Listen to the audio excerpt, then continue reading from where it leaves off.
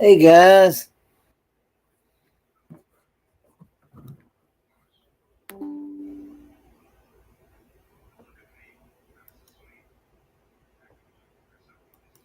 how is everyone? I know I probably ain't gonna be getting nobody on here this time of night, maybe. I don't know. Um, but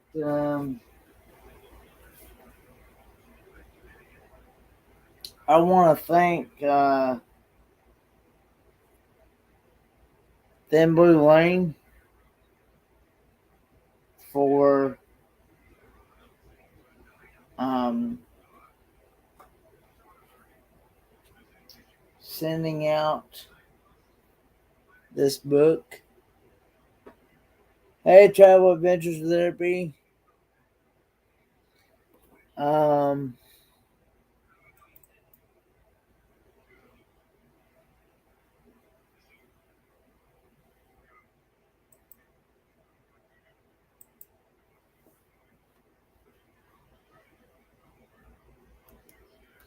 he did a interview. It's called Psychological, Spiritual, and Sober. I Didn't Ask to Be Me. With this guy, Rick Brett Weiser. Hey, Adventures of Moon Man. Um,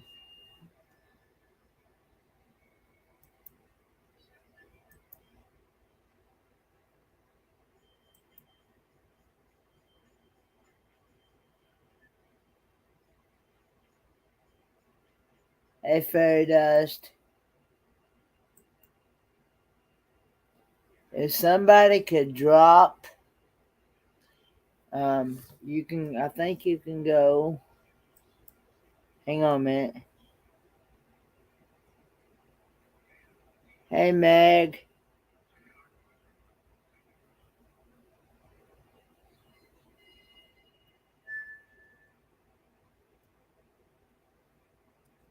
Hang on a minute.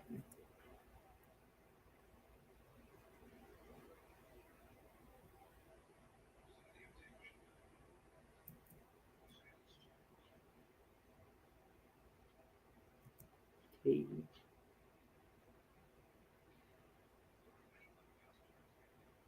B M V.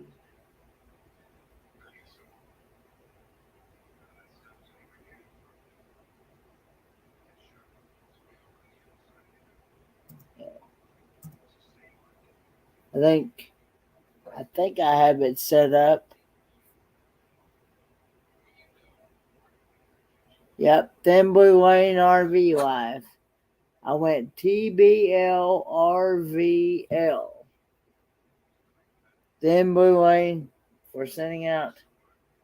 I don't think I have one for Life is Good Today, but I wanted to thank Thin Blue Lane for sending out this book. And also, I want to thank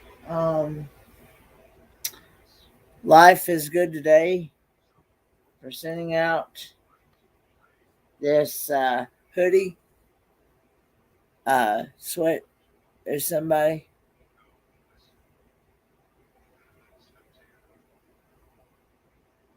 Thanks, Meg.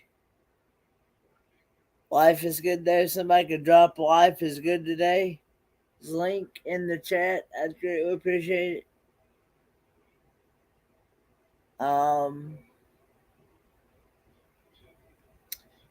But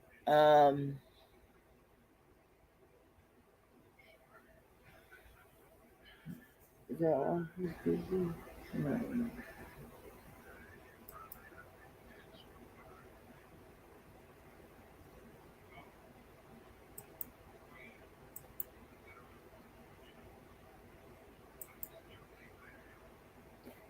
Hey, Chase in America.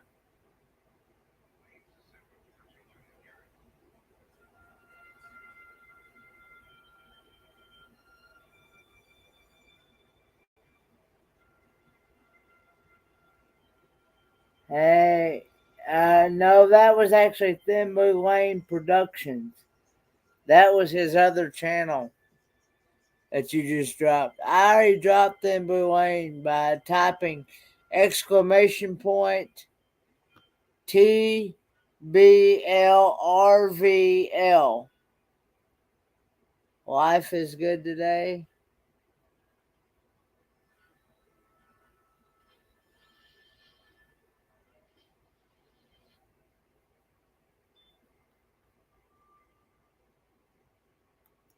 So thanks to Life is Good Today for this. I will definitely wear it for sure. Um, but I also, it was mentioned today, it was brought to my attention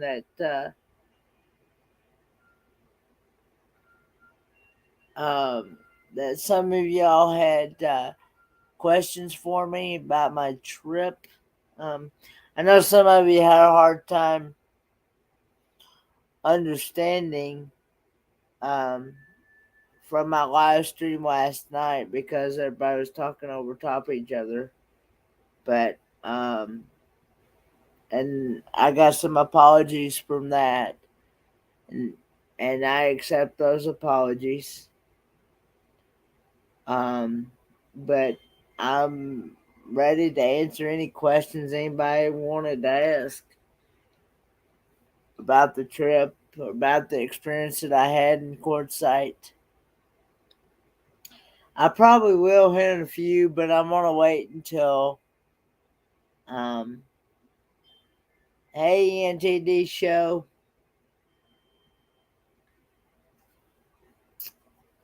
But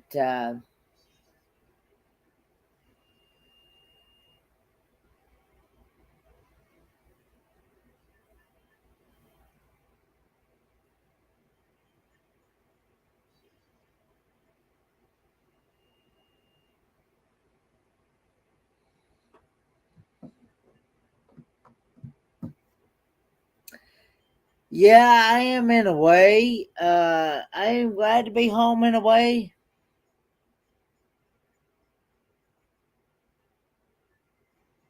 Um, hey Joseph, well, how long did I get to stay? I stayed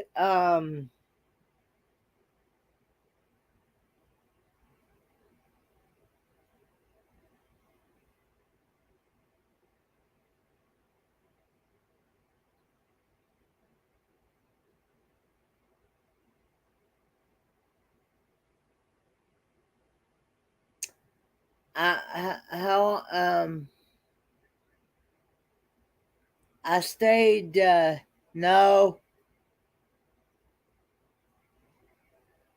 um I stayed in Courtside for about a week. Um and what was my favorite part of the trip? My favorite part of the trip was just getting to be with people that I haven't got to meet in person. And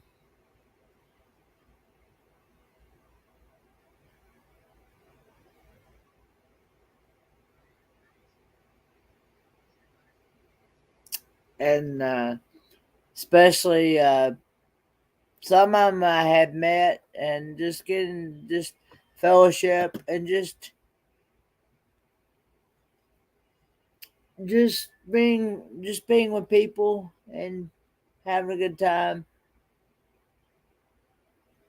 I brought back some. Yeah, I did. I want to. I got to go to Lake Havasu. Hey, cocktails and crochet with Coco, and I had a good experience. I got to go to Lake Havasu. Hey, Ronald, and I also um,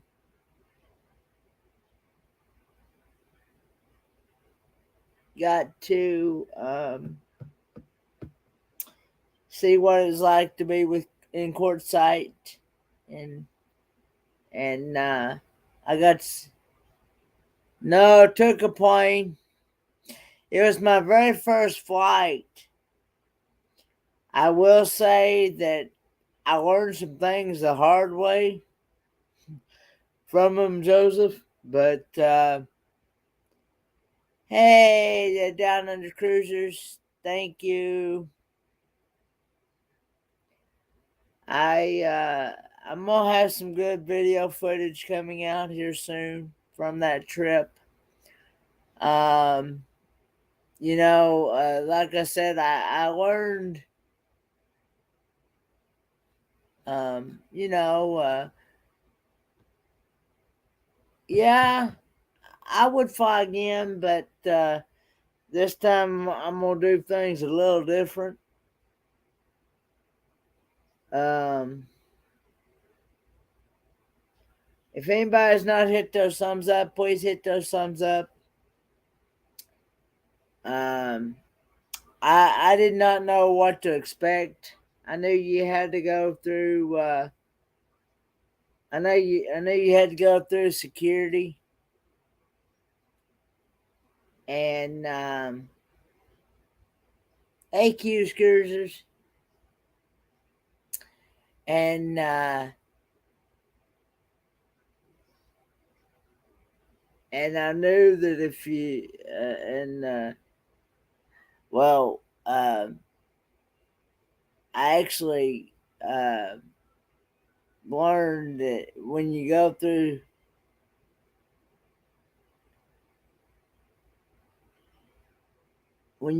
through security, that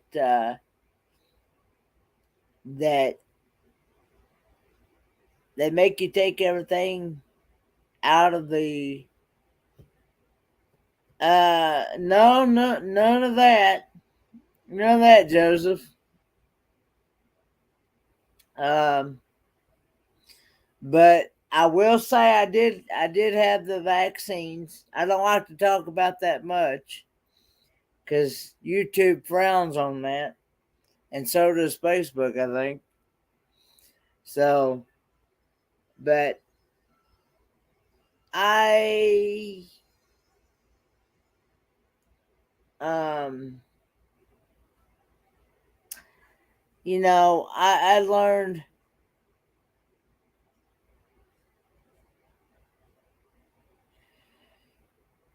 um it's okay, Joseph.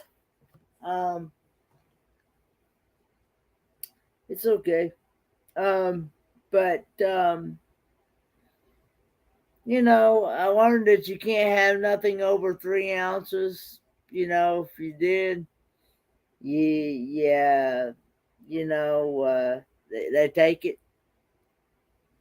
How long did it take to get there? By plane, it was 3 hours and like 50. I'd say probably about, let's see, I, I left on the 17th of January at 1:09 p.m. Eastern Standard Time from Charlotte, and I landed in Phoenix about 4. So, but yeah, I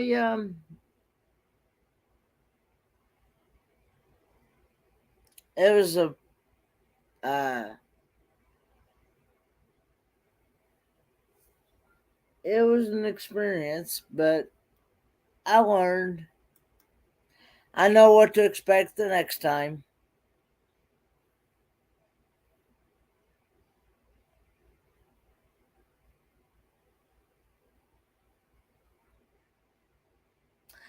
No, not really. Not really, Joseph. I didn't get to the the worst part is when I went through that security thing is that they wouldn't let me hey outdoors with Big Matt. Thanks for coming in. They after I took the PC out, I took everything out of my carry-on bag.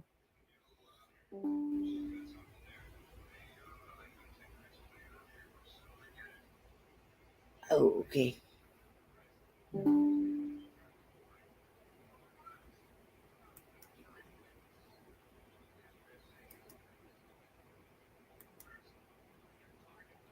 Hang on a second, guys.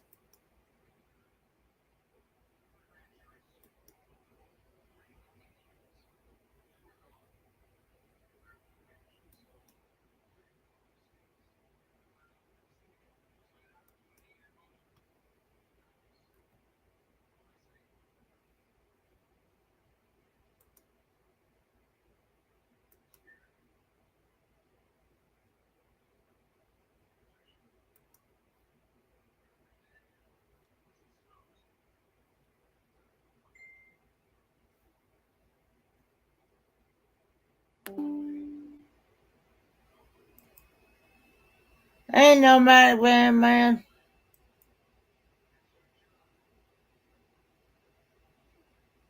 But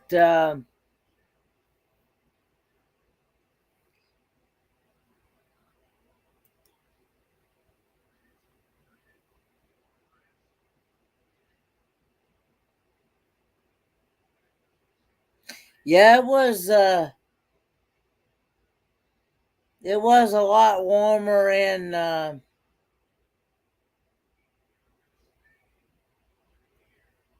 it was a lot warmer in hey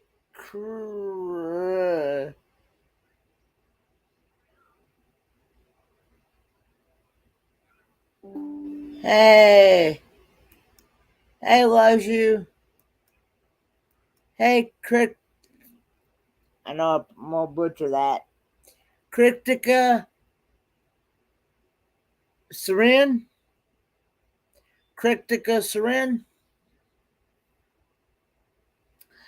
But anyway, what I was gonna say was, um, but yeah, they had. I didn't have nobody at the receiving end because while my computer and stuff was going through that, uh, uh, going through that security thing,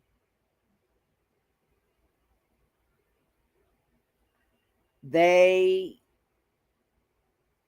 had me over there, searched me, patting me down, and all that stuff.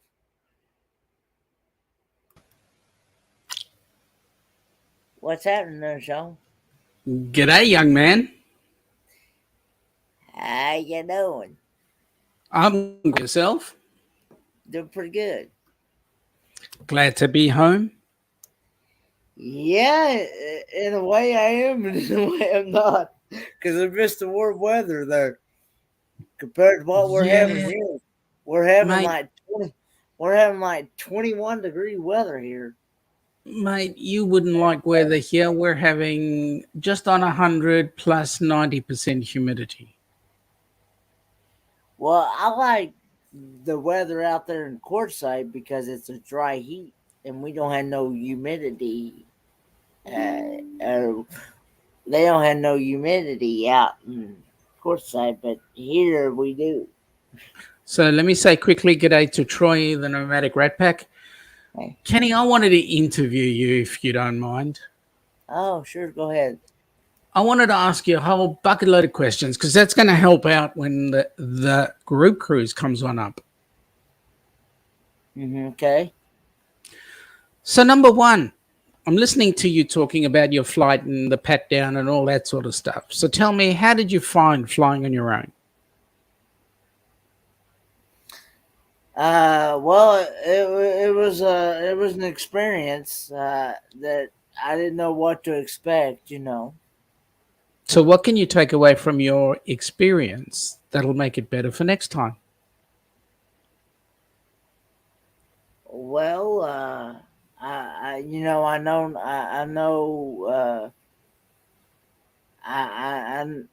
I know to make sure that So I'd be sure to get my belongings to be right there on the receiving end. Yep. Was there much of a wait? And and and that I know that not to have anything over 3 ounces because they took my toothpaste, took my toothbrush. I mean, toothpaste and deodorant. And that was over 3 ounces? Yeah. What, did you take it with you on the plane, or did you just Well, put it as part of your baggage? I had it in my carry-on bag. Okay, Yep. and I didn't think that that'd be over 3 ounces, and I didn't think that that they did searches like that. Hmm. And and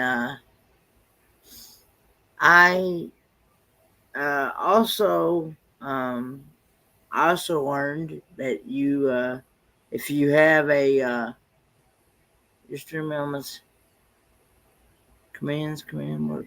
Okay. Um, but if you have anything, you can't have like you can't even have you can't have food or drinks or anything like that. And you also, if you've got a pocket knife on you, you can't have that either. No, you can't. Yep. If you have a pocket knife, you have to put that in your checked bag. Yep. So, for your info here in Oz, anything like that has to be in checked luggage. Yeah. You cannot carry any, not even a nail file, because that's considered a weapon. You can't carry a nail file, huh? Now, I'm just looking in there in the chat. There's a couple of guys. Naj is saying g'day. Bernays for saying g'day. Yeah. Uh, Loves you was saying g'day as well. Joseph, thank you for your statements there. Okay, so rocking along. You've got off the plane at courtside or near courtside. I don't know. I don't exactly know where courtside is, to be honest. Well, I actually got it off in Phoenix In Phoenix. because it's Phoenix to courtside. In actuality, it's actually about 2 hours, Hmm. 2.5 hours. So how did you get from there to courtside? I got picked up by another YouTuber that lives in Phoenix. I don't know if you know Camp Gore One. I've heard the name, but I've never actually got onto their live or any of their Uh, chats. well, her real name is Linda, Yep. and she has a daughter named Sierra Hmm. who has some disabilities herself, Hmm. and she also has a son named. Well, she's also got another daughter named Vanessa. Of Hmm. course, I didn't get to see her until I went to her house. Went to Linda's house on yesterday, actually. Hmm. Um, yeah, no, Monday, Monday. Sorry about that. It Yeah, is Thursday, you know. yeah, it is Thursday. Yeah. um, Monday. Yeah, Monday. Yeah, correct myself on that one. But anyway, um, and so, and then she has a son named Brandon, Hmm. and anyway, and of course she's also one that is an animal lover, and she has lots of animals, and she actually does rescues. Mm-hmm. She actually does rescues for dogs, cats, Oh, wow. birds. Yeah, so uh, and things like that, and so yeah, she was the one that she knew that I'll be coming out there for quite some time, Mm-hmm. and she offered to step up the plate and just decided to be my chauffeur for the week. Oh, now So, that is absolutely awesome. so yeah, uh, Now, um, because she didn't want me to be um,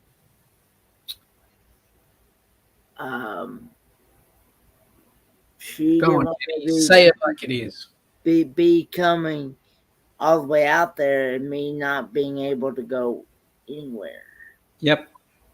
Yep. Um, because and she was telling me that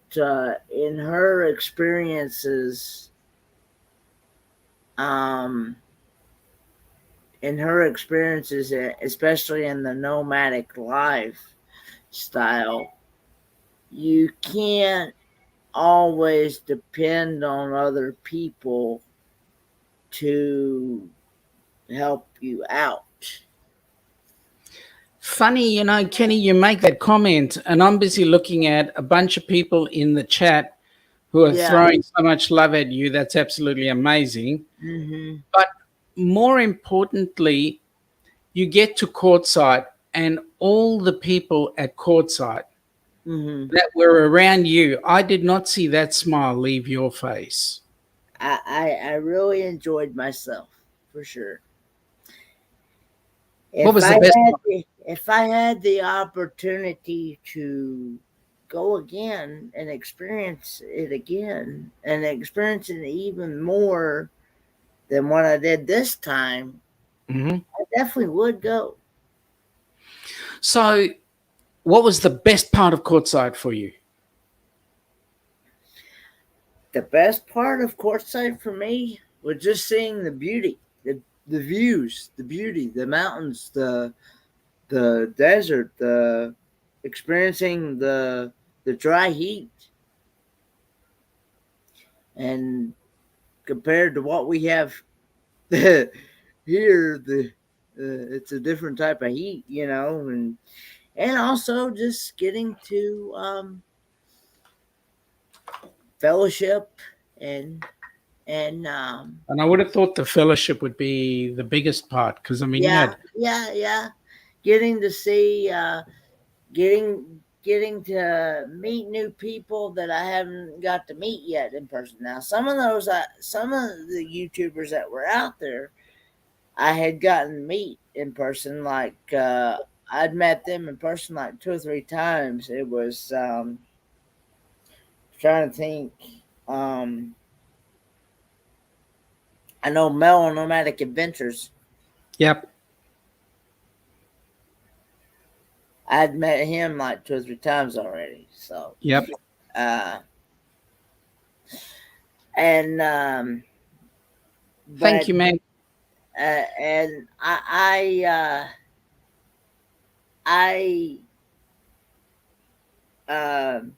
liked also liked learning about the Canadians because I love learning um, about different people from different countries. So, how many connects were there? Canadians, sorry. Well, Justin and Christina's RV van life Yep, is Canadian, and also Van Vita Travels is Canadian. I didn't know that. Yep. Yeah, she's actually from Saskatchewan. Okay.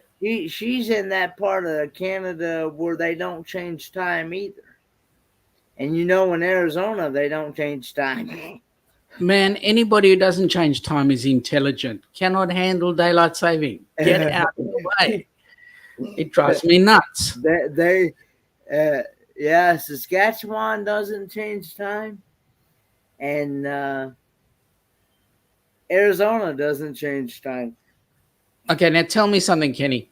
Of all the people that were at courtside, and it Yes, was the first time that you've met them, who were you most surprised to meet? I'd have to say the Canadians.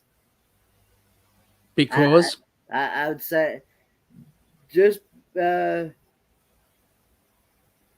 just because I love learning about different countries, and learning what their the different cultural that they have between their country and the states. And now Joseph is making some interesting comments there, and he's saying that how did you manage to keep the women away from coming back with you uh, on the yeah, Kenny? You're almost turning into a blush, my friend. Almost turning I, into a blush. I you know I don't know how to answer that, but yeah, and gotten to meet Boxman D. Yeah, now that was a fantastic meeting. I Yes, unfortunately I haven't met her face to face, but looking at her on when she was with you on that live stream that was done, seeing you and Nate and Box Van D, she's an incredible lady. yes, she's very inspiring for sure, Hmm. and she's got quite a bit of experience in the nomadic lifestyle, and you know, and she when she started out living in a car, Wow. and um, she just and went from living in a car. She inspired you enough to become a nomad? Yeah, I mean, I would like to do this type of lifestyle, um, for sure. So you're going to get your Chevy up and running? No, No? I'm more of a Ford guy. Oh, bloody hell. All right. Hey, by the way, Joseph is just saying that he's picking on you, and I know the truth. He's Yeah, not. He's actually trying to find out serious information here about the girls. I know him. He's that kind of guy. Um. So you're going to get your Ford up and running? well, I got to fix a power steering high pressure hose. Then now you got to fix the hose. You fixed the box, but not the hose. Well, see, I didn't think about because it hadn't been too long ago since I just had new hoses put on that thing. But I guess where it's a new pump, it's got a lot more lot more pressure, and it just You blew blew a gasket. it blew the it blew the hose, and I'm gonna change the high pressure hose and the return hose. Uh, Hey, Joseph's got a really important question for you. The question is, are the Canadian women prettier than the American women? I would say the same. Kenny, you just saved yourself a bucket, mate, because there's a bunch of American women in there watching what you say. The same. So you went to courtside with a bucket load of stuff. You had fun. Did Yeah, you bring back more than you left with, or did you? yeah. Well, I had brought back some stickers and Over the 53 ounces, or whatever it was that you're allowed to take. huh? No, You won't. this time I put my deodorant toothpaste after I bought some in Phoenix um when I got to uh, Phoenix from Charlotte. Uh, I'd also had went to I'd never heard of a store called Safeway. See, in Phoenix they have a store called Safeway, and I never heard of a. We have It, Safeway here too. it's kind of like a. To me, I kind of look at it as like either a Food City or a Walmart. See, Yeah, what here Safeway is part of the Woolworths group. yeah, um, but Just very quickly, Meg is saying good night and has asked if anyone has extra vibes good for night, her. Please Meg. send them her way. Good night, Meg. Um, Cocktails and Crochet with Coco has said that as a Canadian woman, she's a little biased. Naj has said your answer was a good one. And Meg is saying good job, Kenny.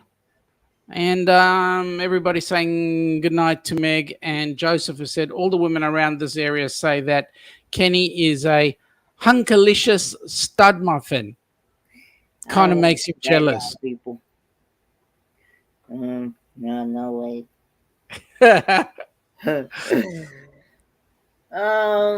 But yeah, but this time on the way back, I put my deodorant and toothpaste in my carry-on or in my checked bag this time, Hmm. along with my electronic devices. I am not going through security with electronic devices anymore. No, no. You got to do what you got to do, my friend. But So, I also learned too that for two carry-on bags, you got. I don't know if all of them are the same or what, but I learned that you also got to pay $70 for two carry-on bags. that depends on the flight. Because if you bought the flight with the carry on bags, that would have been acceptable. In the fine print, when you're buying the airline ticket, it'll say flight only or flight with carry on bag. Well, I mean, this was for two checked luggages. Was Yep. on the way back because I sent everything. I didn't have nothing on. Hey, Cookie, I didn't have Oh, nothing. Cookie. G'day. I didn't have nothing on the way back, Yep. except for my phone. So, you go all the way there, you come back. We know Pa missed you because Pa was in our chat and a couple of other chats. So we know Pa missed you. Yeah, I didn't even. I need to play catch up on live streams. Mate, you must have had a really good time. Well, the only downside, the internet really sucked. Yep.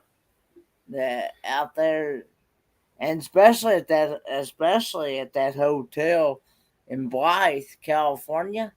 Yep. That hotel, it was no joke. The pillows looked like they hadn't been changed in a year, Oh, jeez.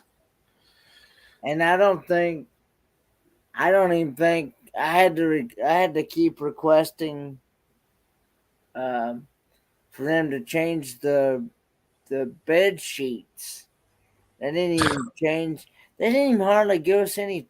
any towels, That's not any good. any wash rags. They had a handicap shower, but no handicap chair, Well, that's crazy. and Well, they didn't have uh, they didn't have nothing to put down on the floors for when the floor got slick. mm-hmm. I almost slipped on a slick floor, That's not good. and they also didn't even clean the floors. You're not going to stay at that hotel again, right? No. Hang on, you had to think about that. You had about 30 seconds to think about that, and you just flat out went, no. But no, I'm not gonna. No. Mm-mm. Well, Uh, the good news is for the cruise, and yeah. I don't know whether you had to do this. For the cruise, you're doing a flight and a changeover and another flight into Miami. I'm changing Now, over in Atlanta, correct? that's correct. You're going to Atlanta, changing over to Miami, and then flying in. Now, my question is, did you have to do a changeover to get to courtside? No, it was a straight shot It from was okay. Charlotte. Okay. So you're going to get. I think there's about. I think Troy told me there's about an hour between flights, so that you've got time to leave one flight and get on to the next one, Mm-hmm. and then you'll go into Miami. Now the good news is the hotel at Miami, I happen to know, is not bad. I've had my expert Larry from Plum Travelers check it out. He personally checked it out just to make sure that everybody was good. And the good news is we're going to be in there a day before so that when you come in, it's going to be spick and span clean. Okay.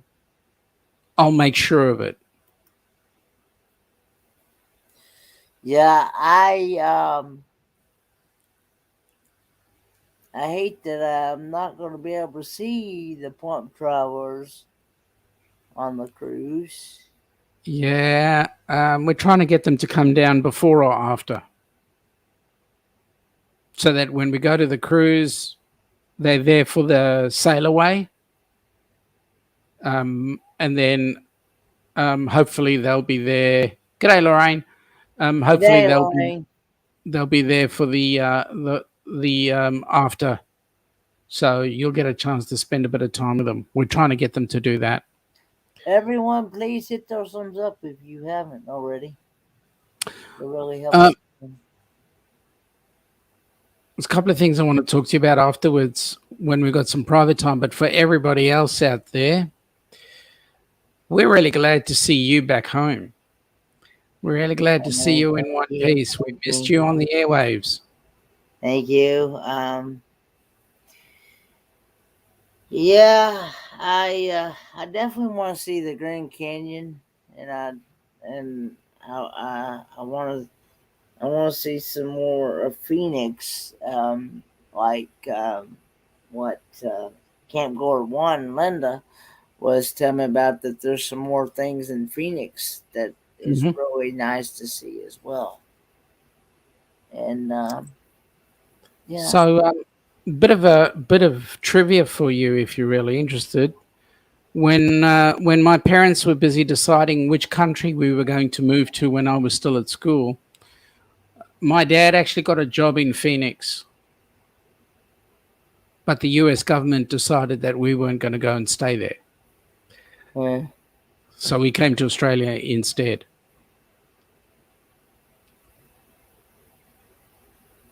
Yeah. Now, Yeah, go yeah. on, Kenny. That's what I requested. I requested a wheelchair with this the last flight I took with American Airlines, but this when I go on the cruise, I'll be flying through Delta. Yep. And what's more, you'll be flying with Delta, and at the other end, we know in Miami there will be a wheelchair for you Okay. Sounds good. because you're going to be using one of Lorraine's. Yes, I am. She's got a couple. So she's going to use one, you're going to use one. And we're going to make sure that you are strapped tightly to that wheelchair so that you don't fall off. There's no backing out of that ship. But I also want to be able to stand up and walk some too. So. Oh, you're going to just have to carry the wheelchair with you that way. No, you'll be fine. You'll be Yeah, fine. um, but yeah, I'm gonna send everything through the uh check That's check luggage. check luggage. Yep. Hey, tell me, at courtside, um, how many people went? Oh, I don't know, several, too many. I can't count. More than 20? Yeah, more than 20 for sure. More than 50? um,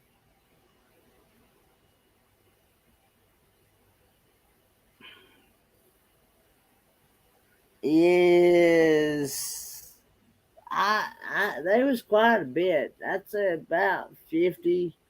I'd say about 50 to 60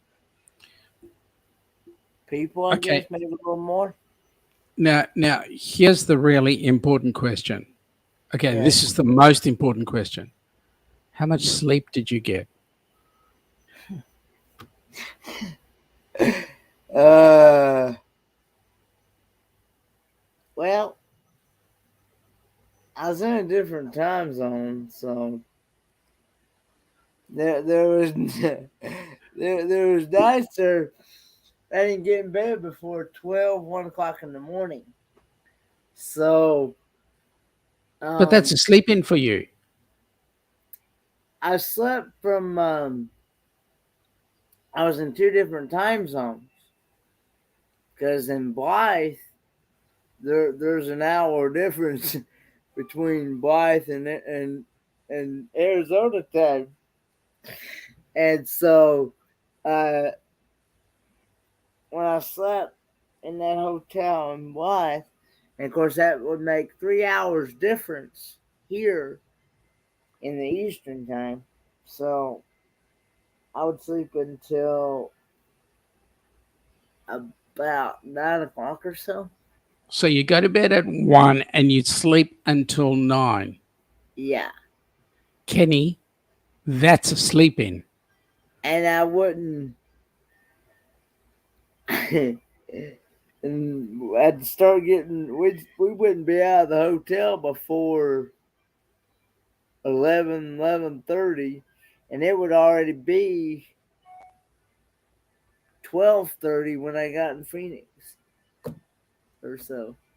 So when we fly over, we'll be catching the plane at 11 in the morning, flying 19 hours and landing in Fort Myers at 11 at night. Now, how do you figure that one out? I don't know. Like, we're going through a bucket load of time zone changes.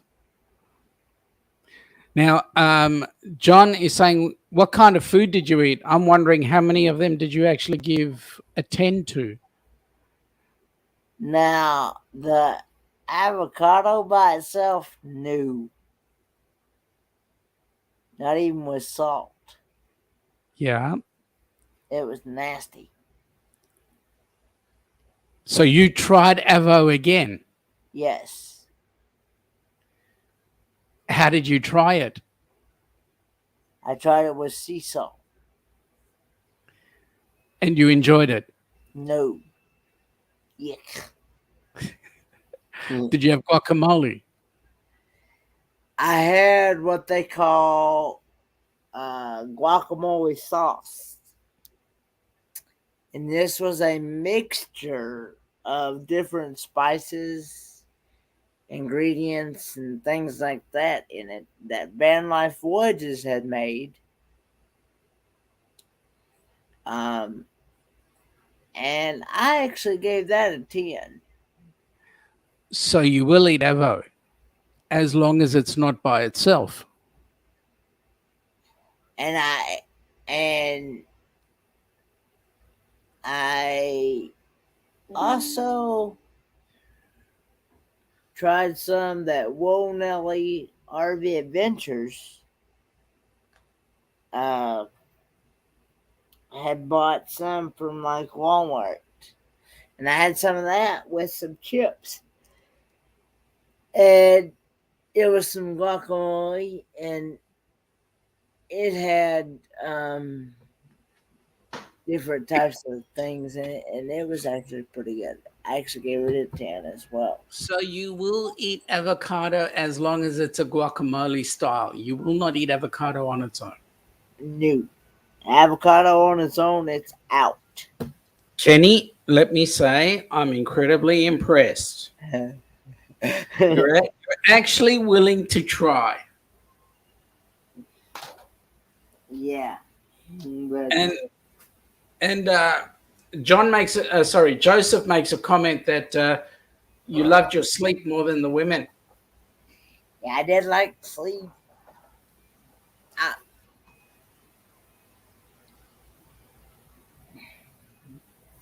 but So when did you get home?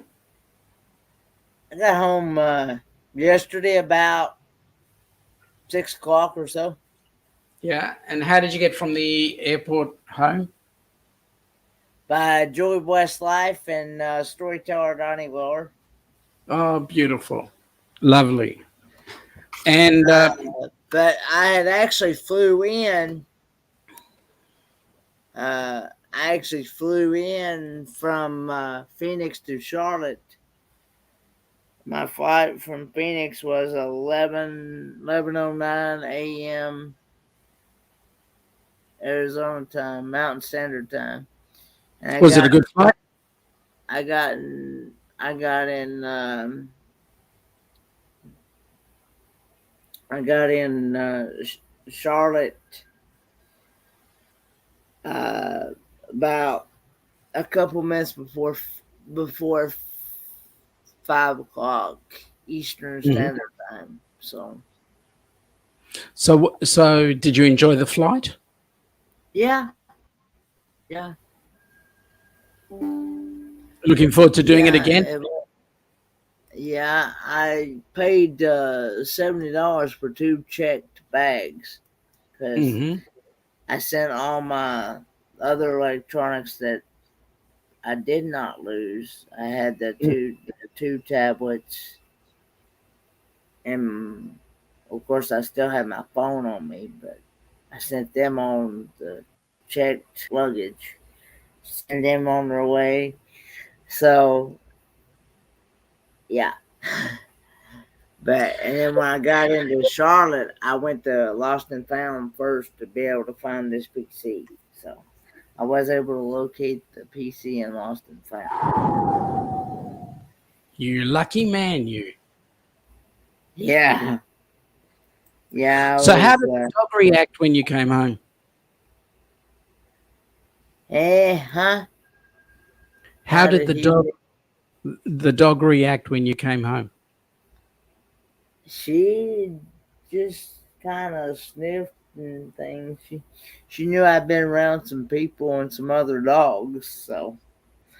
Because Pa was saying that both he and your little pup were missing you. Yeah. Uh, but I talked with Dad about every day.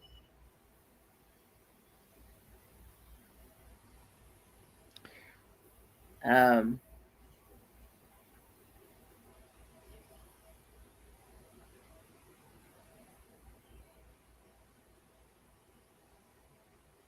Hey, California travel videos. I got to meet Okay. Michael. I got to meet Michael, but I didn't. I did not get to meet um his other half, Gracie. Hmm. But the good news is you're meeting a whole lot of new people, so it's going to be awesome. Yeah, I know, Fairy Dust. Traveling is expensive. Yeah, tell me. Mate, we don't have to tell you.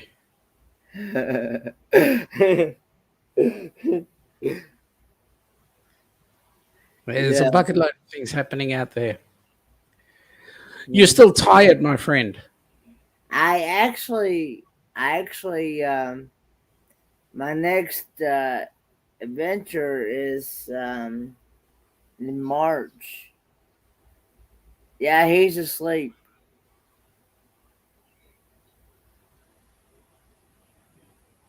Actually, Joseph is making a dig. Joseph. Actually, going from here to Arizona, it's actually 30 hours. 30 hours away. So It's a long drive. it'd take at least a good 3 or 4 days to get there. It's a long drive. Yeah. So And for me to come across there, I'd have to have a very long swim.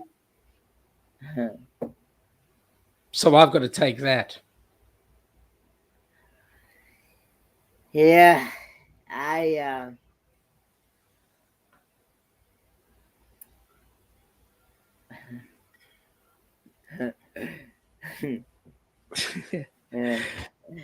He's Yeah. being naughty, young Joseph. Actually, I got the 76 GFC pickup truck in the shop right now, so I'm waiting Why for don't you fix it? because I just don't have the room to be able to do it. That's why. And I just don't it takes it takes some tool special tools to be able to do. You I don't have the tools. I don't have the tools either, so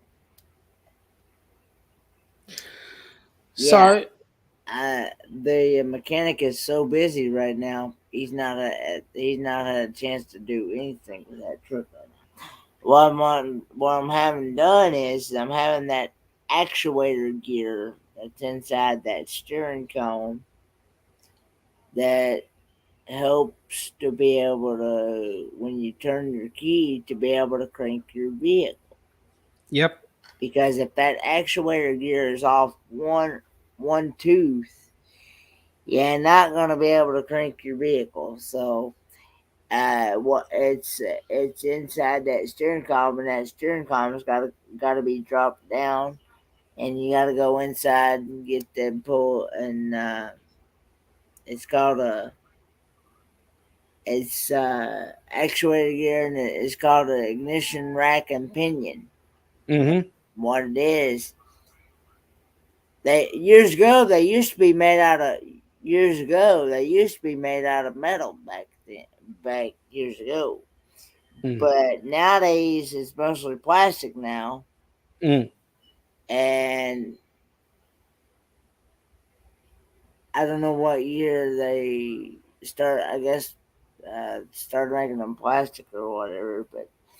But anyway, um, so um,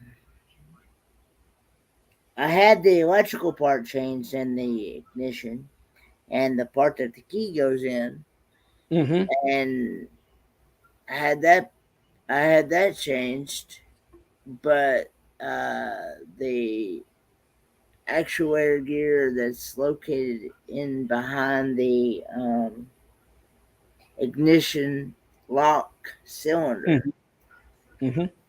uh, is what's messed up. So, You should have just changed the whole rack and pinion stuff. huh? You should have just changed the whole steering column with the rack and the actuator switch in it. Uh, because connects to your steering rod that when you turn your key, and then it connects to your contacts with your starter and your solenoid switch, and helps crank your vehicle. All that So works when, together. so Yeah. when you changed your steering box, you should have I, changed the hose and the actuator switch. well, see, we didn't have no issues with it before. Is that a shift or is it a automatic? It's automatic. So you don't have a column. Didn't have a column, did it? It's the gear shift is on the steering column itself. Yeah, It's that's not right. on. It's not on the floor. So and the actuator switch is sort of just close to the column itself. Yeah, and it's inside a. It's inside that steering column, and it took me forever to be able to find because the parts stores and even my regular mechanic itself said those actuator gears don't hardly ever wear out. They very seldom, rarely wear out. But when they do, that's when you run into it. But it took me forever to be able to find that part because nobody. I had to order it off of. I had to order it off of Amazon because none of the parts stores carried it. They couldn't even get it. I even called a. I even called a um, classic car dealer that deals with older model cars and stuff. And I'm like, there's got to be somebody because I personally know people right now that's got a lot older cars than that. Hmm. I know a guy right now in a wheelchair. He will tell you himself. Uh, but I know a guy right now that has older cars than that. He's got a 1950 Plymouth, and He had that thing restored back Yep. to back to its original. Uh, you know, he had it all restored and Wow. things. And then he also's got a 1968 Ford Falcon, and it's all original and been restored back to its original, and then he's got a 1940 tractor that he's redone. All three of those things, and he lives in the state of Virginia, and of course in the state of Virginia, um, they have to do inspections every year. Well, all three of those things passed inspections, so Wow. they're he told me right now, he said I wouldn't be scared to hop in either one of them vehicles, go to California and back. He said because he can go out there and fire them both up, and they'll just sit there and purr like a kitten and Here's a question. yeah, Have you ever thought of getting a 3D printer? a 3D printer. What's that? It's a printer that prints everything in 3D so you can make bits and pieces. So you could make a part with a 3D printer. All you need is the dimensions. No, I never. Okay. Thanks. Cocktails and crochet with Coco. See you later. Thanks for stepping Um, in. But no, I never thought about that. So when you get on the cruise, you'll have an opportunity to talk to Matt and Kimbra. They bought a 3D printer and they've been making all sorts of things. A 3D printer? Check it up on Dr. Google. Wow. Hmm.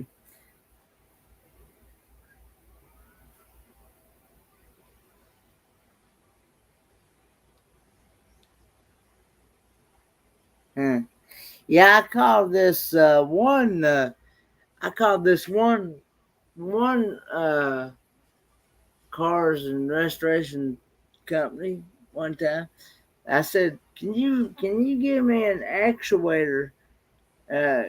actuator gear and things like that for a 1976?"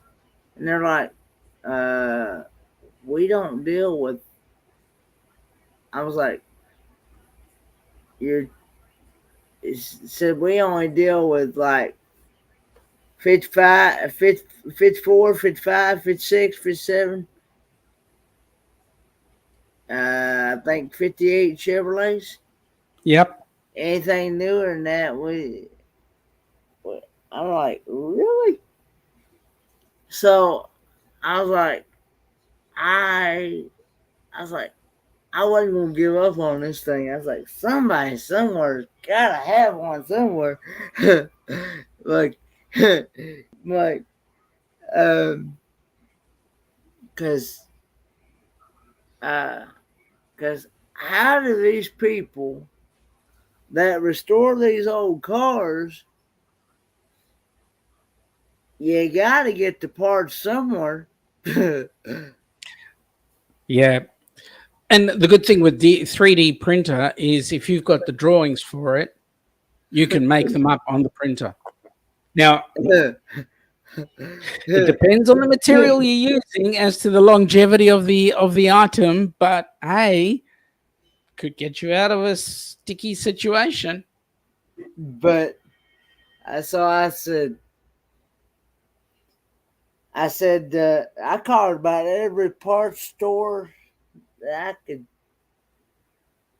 I even called LMC Truck because I knew that they dealt with older cars and trucks and vans and things like that, and restoring them and stuff. And I was like, they couldn't even. I said, "You're telling me you ain't got what I'm looking for?" And I'm like, that's that's hard for me to believe. Yeah, well, the thing about it is, if you get it from a junkyard, once you get it and you go to get it yourself, you have to be able to take it off yourself and get the part that you need out of it. You're stuck with it. You can't take it back if it doesn't fit.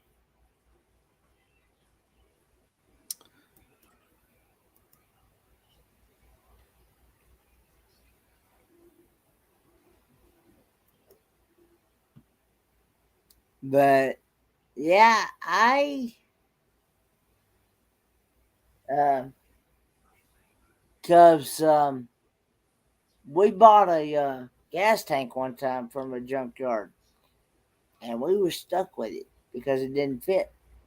Now, you see, there's the problem. You know Yeah, what the problem is? what's You that? bought a gas tank, not a petrol tank. Yeah, gas tank. Because when Yeah, the you gas bought a tank, gas tank, not a petrol tank. yeah, but All right, all right, all right. I'm just stirring. I'm just yeah, joshing. that's the reason. Yeah, I was like, ugh. Kenny, I'm thrilled that you're home and hosed and you're back with Pa and you're safe and sound. Cannot Yeah, wait to actually catch up with you when you hit Miami. I'm going to call it a night because it's coming into dinner time, and I'm really looking forward to what my lovely wife has made. As a result, I'm going to catch you another time. But I'm really, really glad that you are healthy, happy, and you had an awesome time. Yeah, And yeah, yeah. My dog is asleep, Joseph. If that's, it's I a don't. pleasure, Bernie. Yeah. Catch you later, Joseph. But I want to say I'll catch you later, and when you're ready, give me a buzz, because there's a couple of things I need to ask you. Okay. All right. Alrighty. But thank you for having me up, You're very welcome. and I will catch up with you shortly. All right. Bye. Take care, folks. But yeah, I'll pop the link up here if anybody else wants to pop on.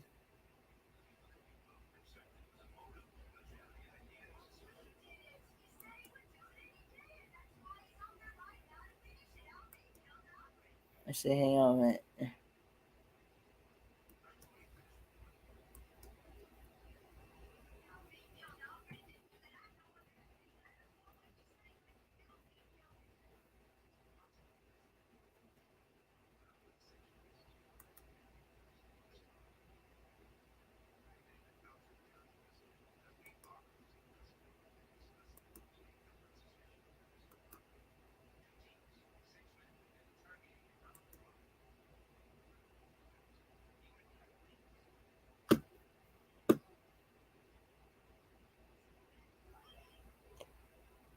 Hey Joseph, check your messenger.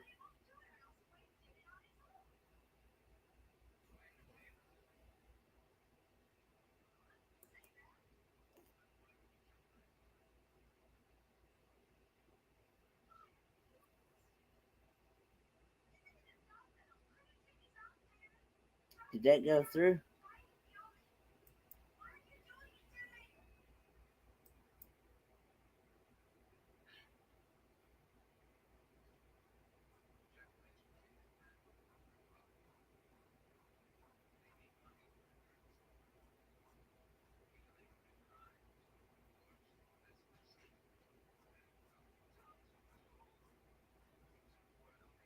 Hey Shar.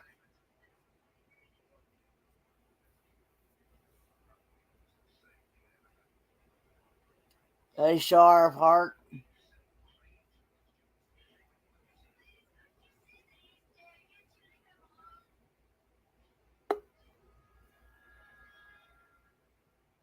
Oh, Hey hello. Lauren, how are ya? Good. Welcome home. Thank you. It was nice to hear that you were having a great time. Yeah, yeah, yeah. I'm having a good. I'm having a good New Year, Shar. But yeah, I had a blast for sure.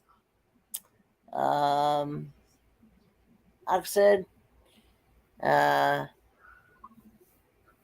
I that if I had the opportunity to go again, I definitely would. So Well, maybe next year. I haven't gone to Quartzsite yet. I want to go to Quartzsite. yeah, maybe I don't know. But, I will say, like Fred Dust was saying, it is pricey in traveling. So Oh yeah, that's that's why I want to build my bus. It will be cheaper to travel than taking airplanes everywhere. Right now, that's what we do. A lot of uh, airplanes and car rentals and stuff like that. yeah. And I'm wanting to, like I said, get the I'm gonna get the van built out to be a camper van anyway. Yeah, And that's a good idea. uh, but the thing about it is I'm gonna have to have somebody else finding somebody else to drive it. That's the problem. Right, Uh, right. because Dad's not gonna be able to. I mean, He can drive, but not very far at a time, and not at yeah, night, yeah, not in bad weather. yeah. Because two wheel drive ain't gonna go in snow or ice. No, no, not at all. Well, I'm gonna make sure you have a spot on the bus, a bed on the bus, so that when we want to go really far and you don't have anybody to drive, and we're going the same way or whatever, we'll grab you and pick you up on the bus. Yeah, and Yeah, Rebecca and I talked about that, making sure we had room for Kenny. yeah, um, Well, your family to us. yeah. I've just been trying to think of things of what I'm gonna do because I know Dad's not gonna be around, for a while. Yeah. Well, don't rush him into the grave, but still well, make sure you well, got. you know what I mean. Yeah, I know you got to make sure. Well, Rebecca's the same thing with me. Got to make sure that when that happens, that they have everything they need, and it's an important part of life. yeah, Yeah. I don't take no offense. I'm sure he wants you to be happy and healthy and have everything you need. yeah. I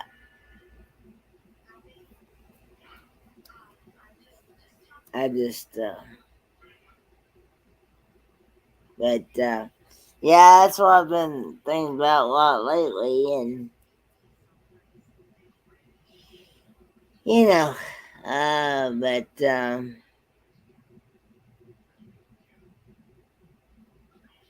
yeah, um, but hopefully, maybe I'll find somebody to be willing to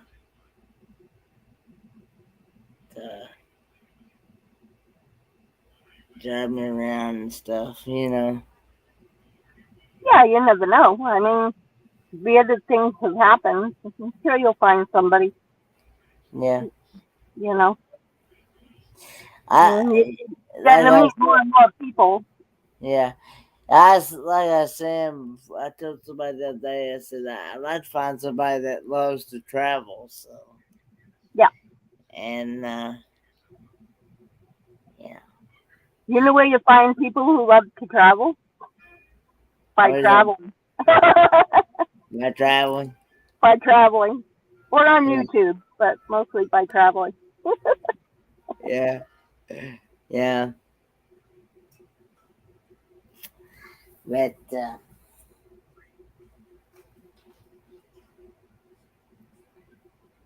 yeah, So, I. But how's your what day all been? did you do when you were there? Go from uh, meet up to meet up, or was it? Actually, well, I spent a day with Glorious Life on Wheels. I was gonna spend the second day with her, but everybody wanted to go to Lake Havasu and Parker Dam. Um, but Oh, that's an awesome site. I like that yeah, idea. well, I got to see. Hey, Van Life Voyages, and I got to see um the London Bridge. Um, hmm, and it was pretty good. So, and Good. and I also uh let's see, pretty much went to the RTR. I was on Bob Wells live. Yep. I saw that. Yep. That was cool. It was a pleasure and honor to finally get to meet Bob Wells in person. Believe it or not, he's kind of shy. He doesn't know what to say when people come up to him. You know, he's kind of in awe of how people think he's. He's Is like, I'm just a regular guy. you're still washing dirt out of your nose and ears? Is that Derek or is that Tanya? Or is that both? Probably both. I don't know. Was Derek doing wheelies in his wheelchair? No, he got a new wheelchair. He can't fool around in it. He'll break it.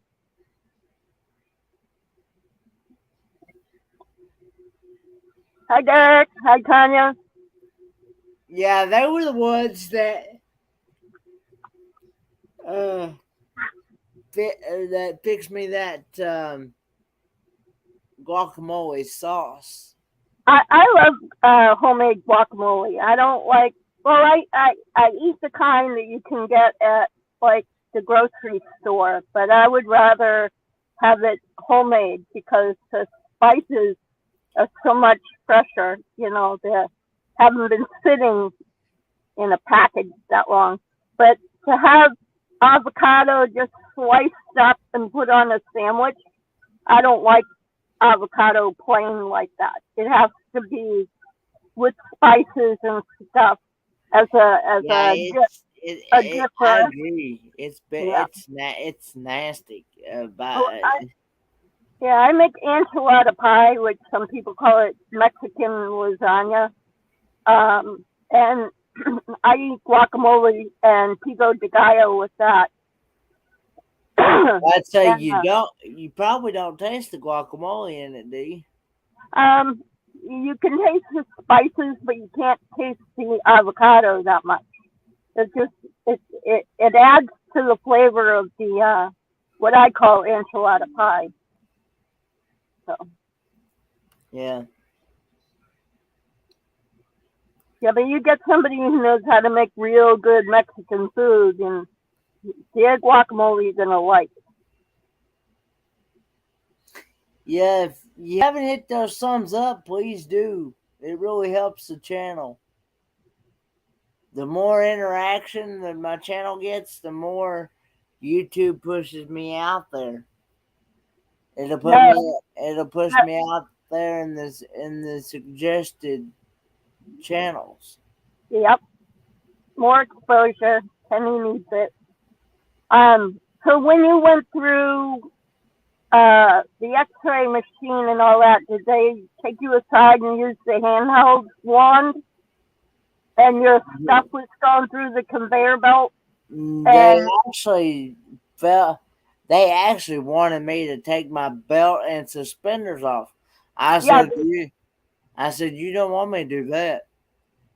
yeah, You're gonna see some stuff that you ain't gonna want to see on camera. right. Your pants will fall down. Yeah, no, that wouldn't be good. I But said, when they make you take your bag apart and they make you take everything out of your bag, when it comes down the conveyor belt, you got to make sure you gather everything back up, and I think that's when your laptop got separated from you. yeah. Well, the thing about it is that the woman had me put the stuff in that tub thing to send it on that conveyor belt Right. through that thing.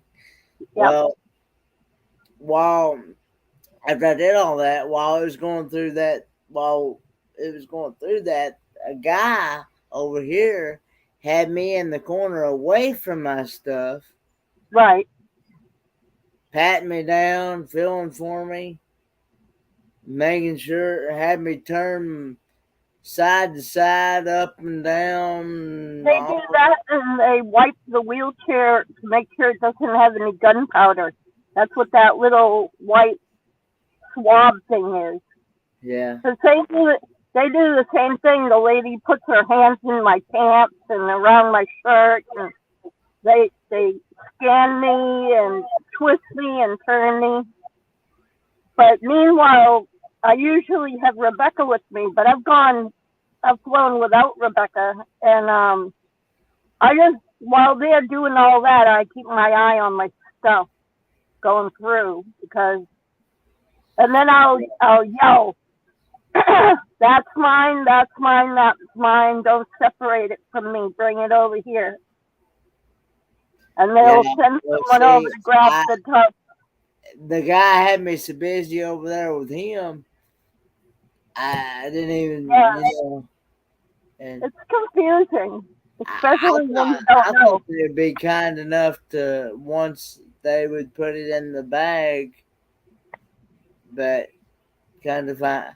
But on the way back now, I told the lady, I said, now, I know you're going to have me do all that. I didn't have nothing hardly on me when I went back, because I sent all my stuff, like my electronics, my two tablets that I had, and things. I sent that all in the checked luggage. So right. I sent it down that way, because you can't. I've learned that you can't get on the internet anyway. You're not gonna get nothing anyway. So no, not while you're on a plane. Anyway, so the thing with check bags though is they can send your check bag somewhere, and you can lose your whole check bag. So that's kind of why I like having my electronics with me. Yeah. Because then I'm not separated from. See, I saw them tag it, so yeah, they tagged it. That don't mean nothing. Yeah, but yeah, I just learned, but I thought, but I told the woman, I said, now, see, I didn't hardly have anything in my pants.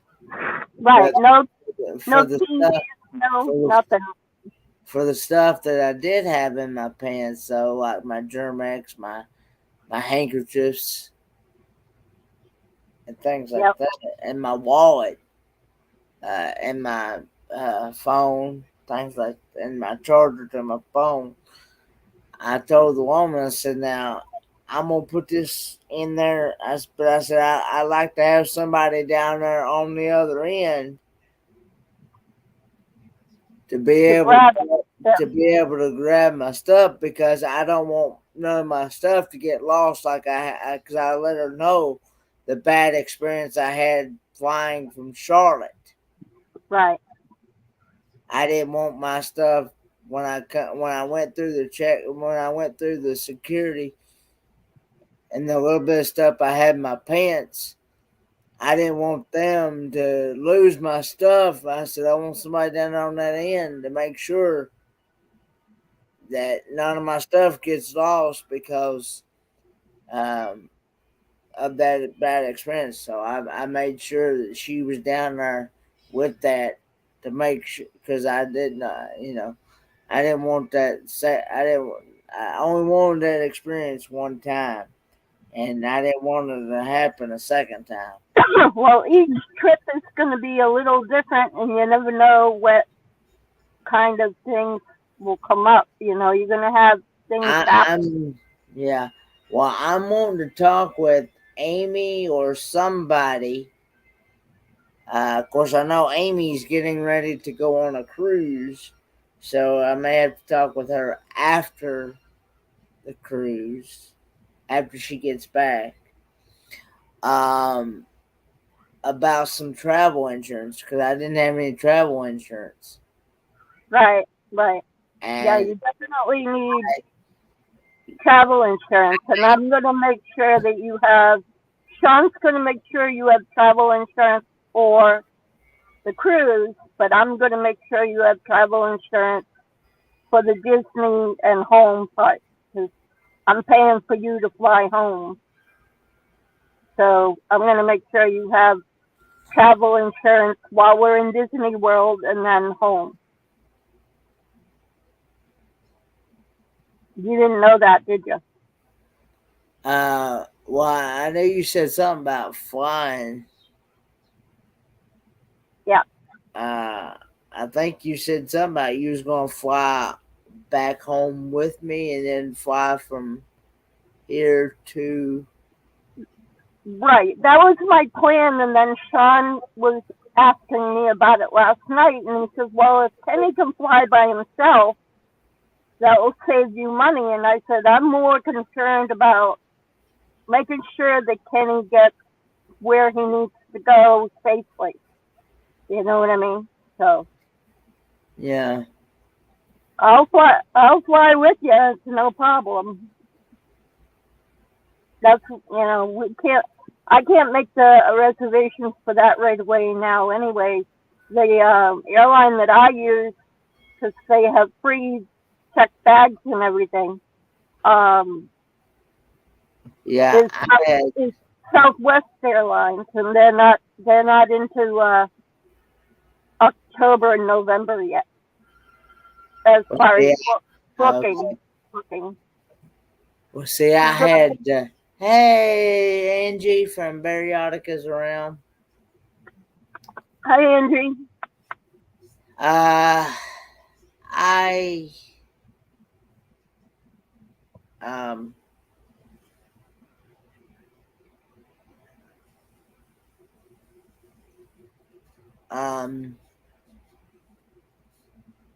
see, I just know what to expect. Yeah, I want you to know exactly what's going on when. That's why when I make a reservation or I pay for stuff, I send you a copy of everything so you know exactly when, where, how, what, Yeah. everything clear to you, so that you are kept up in the loop and know exactly what's what and all that.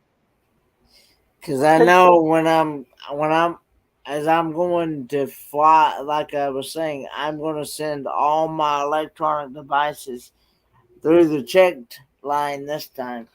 Yep, that's fine. Yep. And Are you using? They got Delta for you to go down to Miami? yeah, what's going to happen is that I'm going to board a plane here in the Tri-Cities. Okay. And then once I get aboard the plane here in the Tri-Cities, they're going to fly me to Atlanta, board another plane in Atlanta, and then fly from Atlanta to Miami. Oh, okay. So I'll have to exchange. Change the airline. I'll have to change planes, but um, but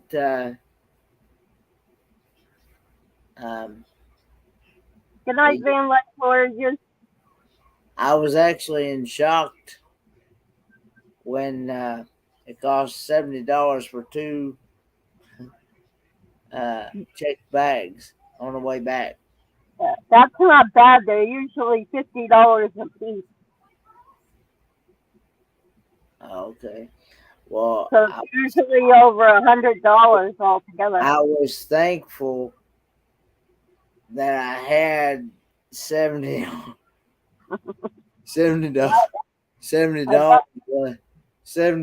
on my card because I about went broke on this last trip. Well, if you ever get in trouble, just give me a call and I have a credit card set aside for you for emergency.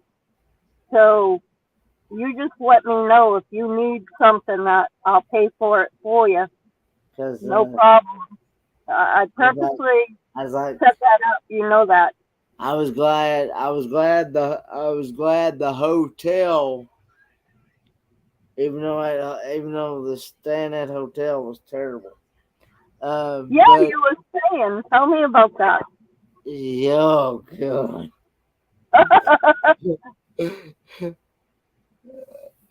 uh, well, they have a handicap shower. Okay, this is the very first hotel I've ever stayed in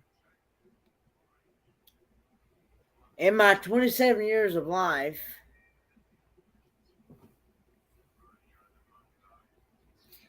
that had a handicap shower, but no handicap chair, like shower chair. Yeah. So okay, so How'd you manage that? well, somebody made the suggestion. You need to call them and let them know, and I said, I did. Said, okay, I will. So I called them and let them know, and I said, we don't do that. We don't do handicap shower chairs. I'm like, oh, okay, really? Wow, very shocking. And like I said, the pillows and the sheets, well, the pillows anyway, at least, looked like they hadn't been changed in a year or more. They had Oh, all kinds of black, yellow stains on them and everything else. They didn't clean the floors. I had to request for them to come clean the floor. They don't clean that. I had to request. I had to keep requesting for them to come and change the bedding because most hotels that I stayed at didn't have.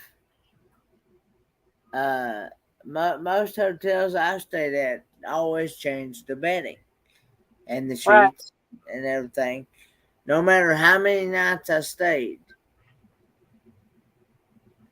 they always that that they always had clean sheets, pillowcases, uh, all that stuff. Right. But this one, they only changed because me and Linda both requested it. They only changed it one time the whole time we were there, and we stayed 6 or 7 days. Wow. They only cleaned the floor one time. That's because we requested it. Didn't hardly give us any towels or any wash rags. Mine had 2 or 3 towels and only one wash rag. And I had to each night. Normally, a hotel, no matter how many nights you stayed, they still give you clean towels, clean wash rags. Yes, I had to keep requesting it. They automatically, any hotels I stayed at before, I didn't have to keep. They automatically did it on their own terms without me Yeah, even saying anything. you didn't have to ask. They just did it. No, they just did it. Yeah. And one night I called for some more towels and wash rags, and I get a response. I get the response, we're completely out. I'm like, what? How in the world do you run out of towels, run out of wash rags?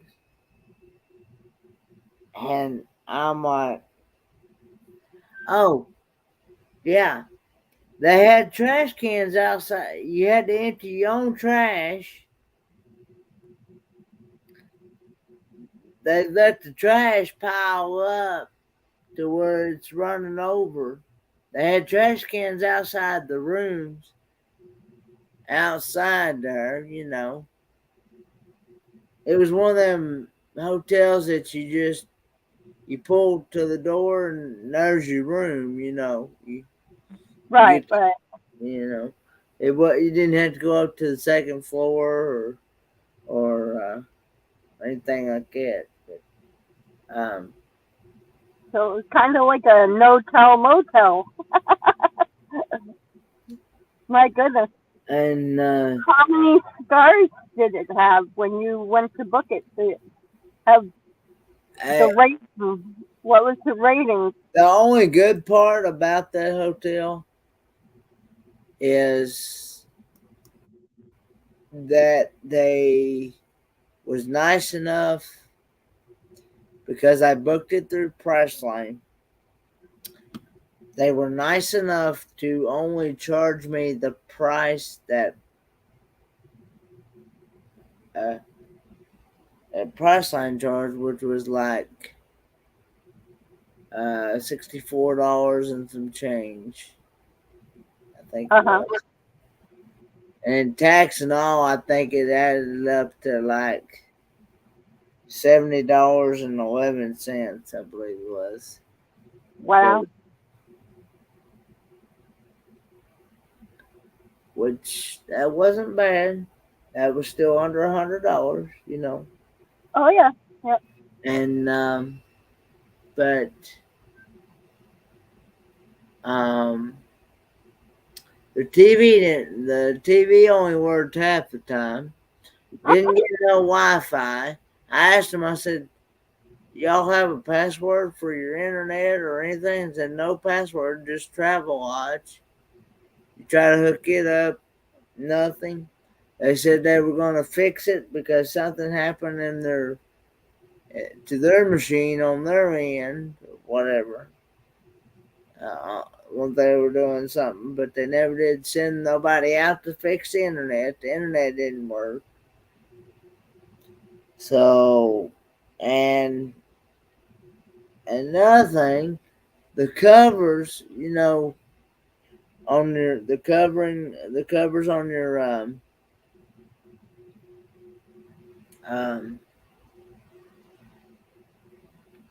electrical outlets, Yeah. didn't have none Done. on. Nope.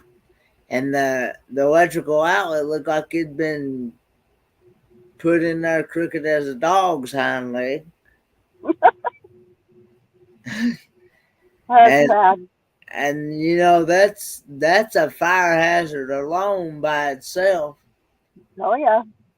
And because I had to plug, oh, they had a phone jack to plug in a like phone, no phone though. No landline. Like no. Yeah, yeah, that's what I was saying. They Yeah. had a jack, phone jack to plug a landline in, Too but many. Too many guys who are using them to murder people with. I was like, so That was yeah, a murder hotel. so oh yeah, Camp Laura One's going to fill out a complaint form and she's going to do that for me. She was going to show me how to do it because I didn't understand how to do it because it was the survey was different from what I'm used to, uh, Right. and things. And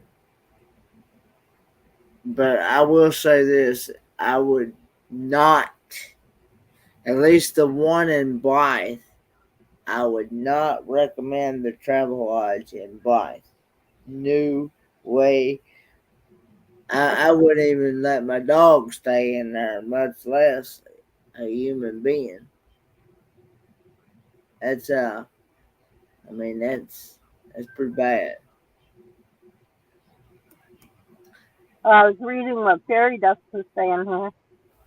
Yeah, Farida saying she's disabled, helped me to walk. Super 8 had only an upstairs room, but I needed it due to restroom and not having my own rig yet. But my place was bad as well. Yeah, I don't know. But next time I'm gonna do something different. I am not and what got me was is that people, even when I tried to book hotels, they told me that there was only the Super 8 and the Stagecoach, but I saw more than one than those two hotels, Yeah. in the area. But I don't know. I think that they wasn't half telling me the The half whole truth. whole truth. There's only Yeah. half telling me. And I'm one of these that I want somebody to tell me the whole truth, not just Oh yeah.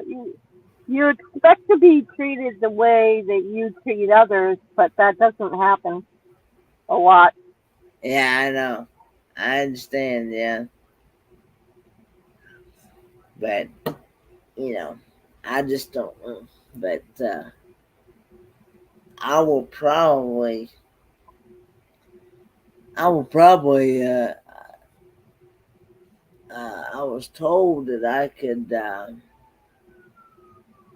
either rent something or something, and I could rent it for like 2 weeks, and it's only like, yeah, I can't remember who it was, but somebody was saying that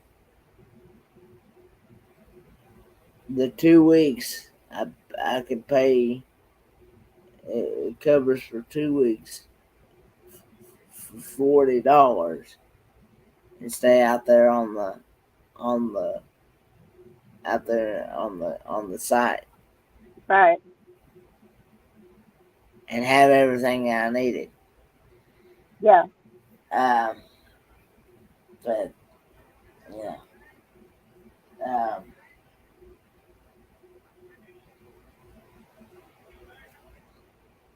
I don't know. I can't remember who it was. I think it might have been Roy and Becky who was telling me that or something. I don't remember. Sure. But anyway, they were talking about how cheaper it was than a hotel. Yeah. It sounds like a better idea. That way you don't have to. You're right there in the middle of everything. Yeah. Well, I can tell you this: there's no. You got to go a couple miles down the road before you can get to a laundromat or something. Yeah. Well, that the condo that I rented for Disney has washer and dryer in it, so we'll be able to do laundry and everything. Yeah. But I just, My son's girl won't be able to go. She won't be able to get the time off, so it will just be me, Rebecca, you, and my oldest daughter. And my oldest daughter is only staying for 6 days, so it'll mostly be me, you, and Rebecca in that huge condo. okay.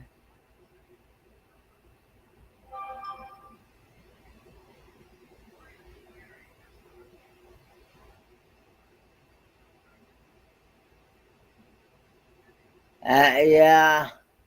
That is actually, I cannot believe that that's another thing that a hotel does not have a hotel that does not have no elevator. Yeah, that's odd usually. I think that would be A violation of the ADA rules, right?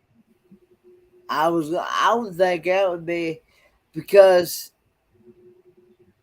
I know I'm not the only handicapped person in the world, and No.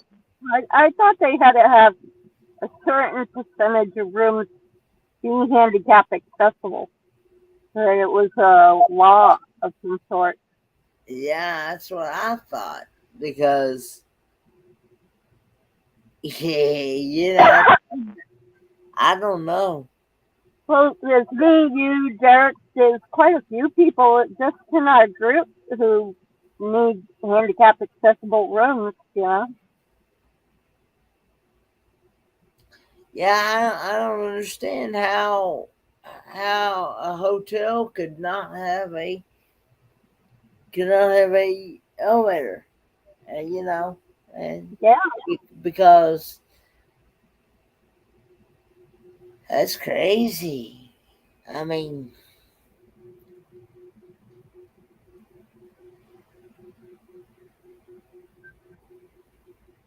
yeah, that's weird. I don't know. I'm real picky about where I stay when I stay at a hotel. I love sleeping in hotels, but Well, I found getting renting the condo was way cheaper than renting a hotel for all of us. You know, really, yeah. how much cheaper was it between? Um, what am I paying? 90 a night, I think, and it's got 6 beds, a king, 2 queens, more than 6 beds, a king, 2 queens, and 2 twin beds, and 2 bathrooms, a full kitchen, living room, lanai, washer dryer. Yeah, Yeah. yeah, it's gonna be it's less than $2,000. I know that. I have to look again. We already paid almost all of the condo. We got the ticket. Now we just gotta pay for the handicap van to put all the wheelchairs and luggage and all of us in. Um, Oh, okay. Well, I guess that's a good reason because Fredo says because they're old small town motels. Courtside is crowded only during the months of the events, so no money coming in to or necess- necessities to to modernize. It's not a big town. yeah, that's true. Well, I live in a small town, but we got oil workers, so we have tons of hotels here. Nice ones too. Hmm. Yeah, I guess that's Yeah, I think we got 3,000 people here. We're under 5,000 people.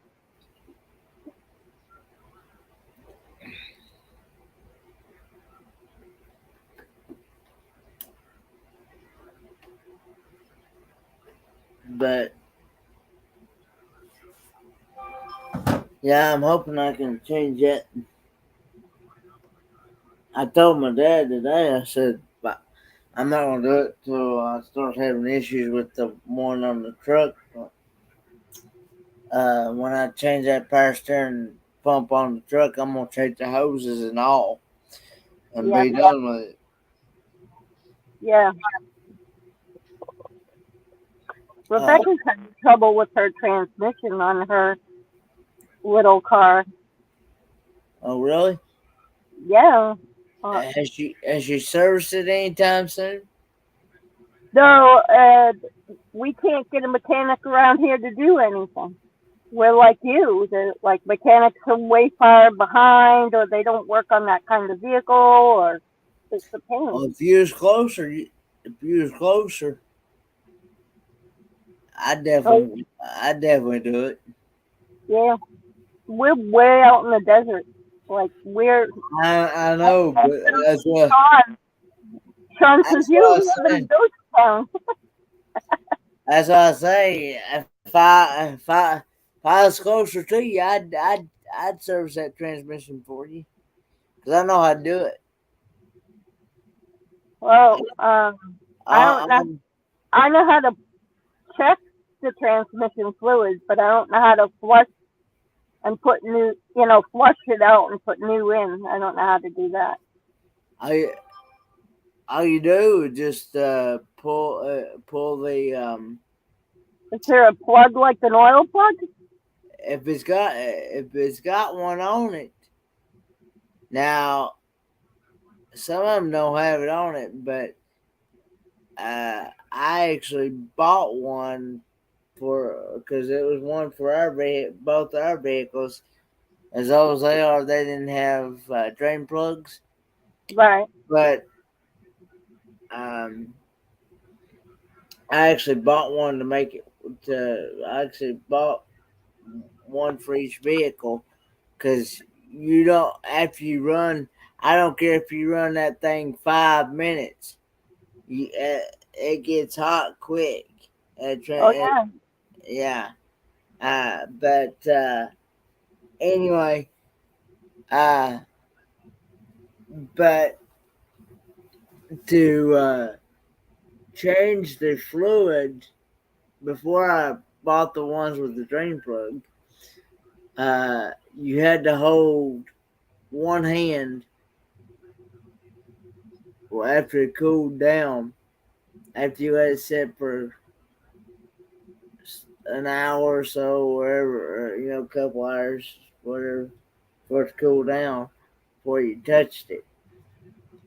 To hold it down, you gotta put one hand on the, hold the pan up with one hand while you turn the ratchet on with the other right, because you don't want that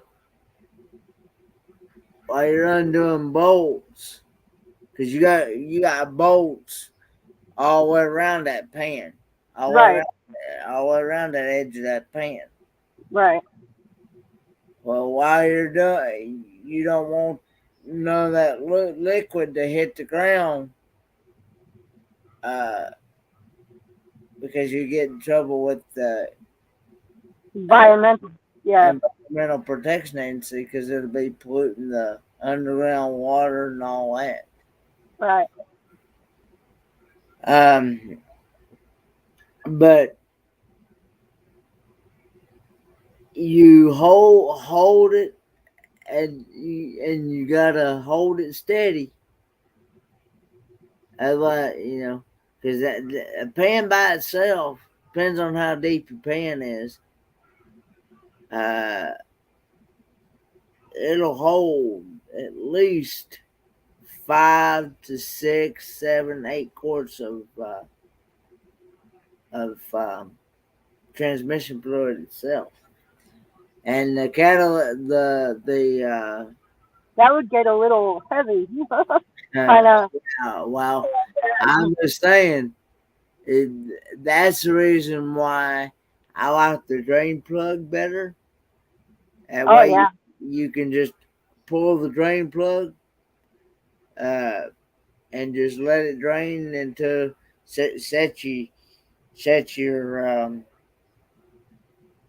drain pan. Or let you go and let set underneath the pan right. right, Let right. Like let changing all oil. drain in, let it Yeah, go in there. And then once it gets done, then go back underneath there, then go around all your bolts, undo them, take that pan, take the pan completely out, change that gasket. Change that gasket around that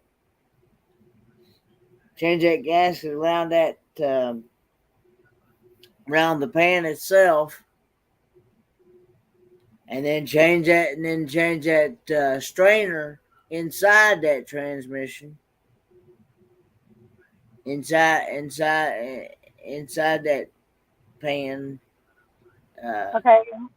and also make sure when you take that pan off, make sure you don't lose that magnet. It's inside. You're supposed to have Um, like it supposed to catches metal chips. Right. Yeah. yeah. You're supposed to have a magnet to because as your transmission wears, it starts shaving off those. It's supposed to catch those shavings from the to keep them going in your gears and So, all that. right. Right. And Believe it or not, I have a brother-in-law who runs a transmission shop, but that's way up in Maine. I but mean, that's on the other side of the United States to you me. clean that. You take an old rag or something and clean that pan, clean till you can just about eat off of it, and then and then you take your new when you get your new gasket. I like the cork gasket better than I do the rubber, but you can't hardly get that cork anymore. Most of them are rubber now. But Yeah, the cork swells, which it works good because when the transmission fluid gets into the cork, it puffs it up and it helps make a real good seal. That's yeah, why the cork but is better. you can't hardly get it anymore. I know. That's what stinks I, about it. I try to get one every time but you can't get it. You got to deal with rubber.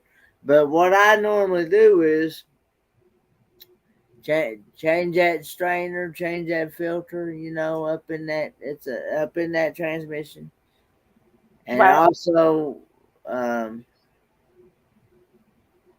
uh, and then change that transmission pan gasket.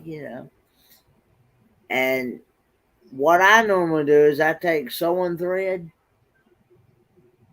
Uh-huh. put it up through the bolt holes to hold that gasket in place Oh, until good idea. Yeah. until until you uh, until you get the bolts back in it. And then Because you can pull them out. once because let me tell you, you want to make sure you line them bolt holes up. Because if you don't, and you cross thread them bolts, or you get it all, you don't get it lined up straight or whatever, you're just gonna be leaking transmission fluid like crazy, Oh, yeah. and you'll be hurting because you won't be able to, because you got to use the same bolts. Right. Right. You can't Uh, change them yeah, you because and they've already been seated. They've already been seated in, so it leaves a pattern. So you got to use the same one. yep. But Uh, and then after and then after you change all that, put your new uh, and then put your fresh transmission fluid back. Uh, if you got a dipstick now, I don't know if you do or not because I some, think she does. I mean, some of them but don't, some of them do, some of them some don't, don't. Right. and you just fill it up until you get it around the full mark there. Uh, Yep. And it's best to check it while it is while it's at a good running temperature, and while it's in park. Okay. Because it'll tell you on the dipstick, it'll say check while hot and in park. So after you crank it and let it run and wait till that temperature gauge gets to a good running temperature where it normally runs, and then check it. Check that transmission. Check that transmission, and just fill it until you um, get to where it's up on the full mark. But like I said, if I was closer, I definitely would change it for you. Oh I, yeah, no, that I, would be awesome. But I, we're know, too far away, sadly. I know how to, because I know how to do that stuff, and I've done it many times. So Well, we'll gladly accept your help. It's too far away though. yeah, but uh,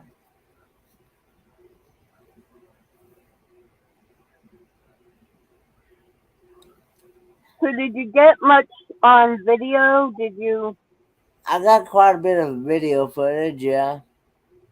and did Joy West Life show you how to edit?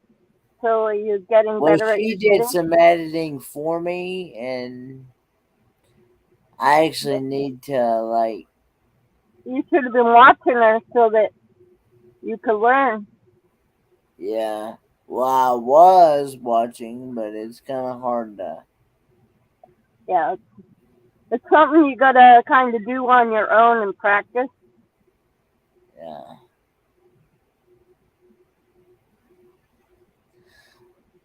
This Uh, is my new sponsor, by the way. Sweet oh, Fans. yeah. It's got headphones and a microphone, and it's run by an electronic thing. And you turn on sleep music, and you can put it down over your head like this and sleep, or you can have it up here, and you can use it while you're in your wheelchair out exercising and everything. So I got three different models, so I haven't done a commercial for it yet, but I have a sponsored video coming up that I got to do, and uh, affiliate code and all that. They work great. You can hear me, right? Yeah, I can hear you. That's how good they are. I mean, it's not distorted or anything. Yeah, I'm hoping that when I change that power steering hose, that high pressure hose, and that return hose, I'm hoping that's easy to change. Oh, definitely. I hope so too. You've had a couple of things go really wrong for you there, but what? Well, when they put the new power steering pump on, they must have um, like uh, uh, I'm not sure what happened, but must have forgot to look to see if the hoses was bad or what not. But it finally it blew, so can't keep no power steering fluid in right now. So Yeah, the pressure was probably too much for the older hoses because that yeah, actually built up quite a bit of pressure. yeah. Well, I found out that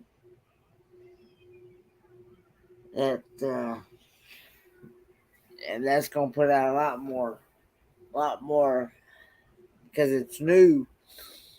it's going to put out a lot more pressure. Yep. So even a small crack, in the hose, or maybe dry rot in the hose that you Yeah, didn't see I just before, yeah. it's gonna make it. I just hope it's easy to change. I know I was told I got to crawl underneath to be able to change it. I Right. got to figure out where that thing runs to because I ain't figured. I had. It's kind of a learning curve for me because I've not done this type of stuff, and I got to kind of YouTube it to figure out how to do it. Right. Cause Now you'll be able to put down the tarp, and you can pretty well crawl or kind of maneuver your way Got a jack. I've got a jack. I'm gonna jack that thing up so it'll be easier to get underneath it. Right. And hopefully that thing don't fall down on me, even though I got jack stands.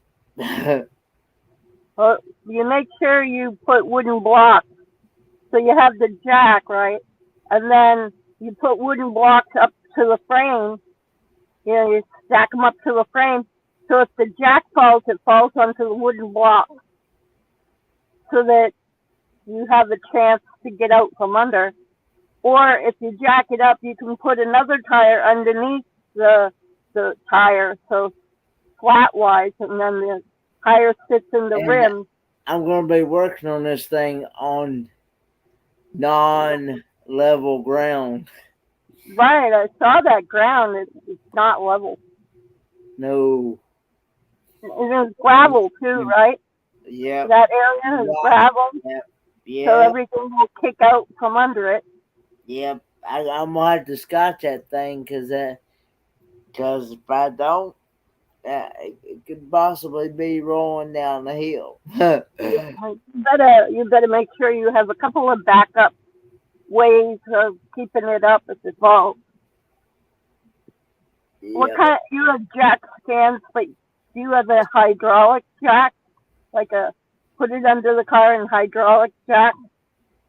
Yeah, I gotta take the.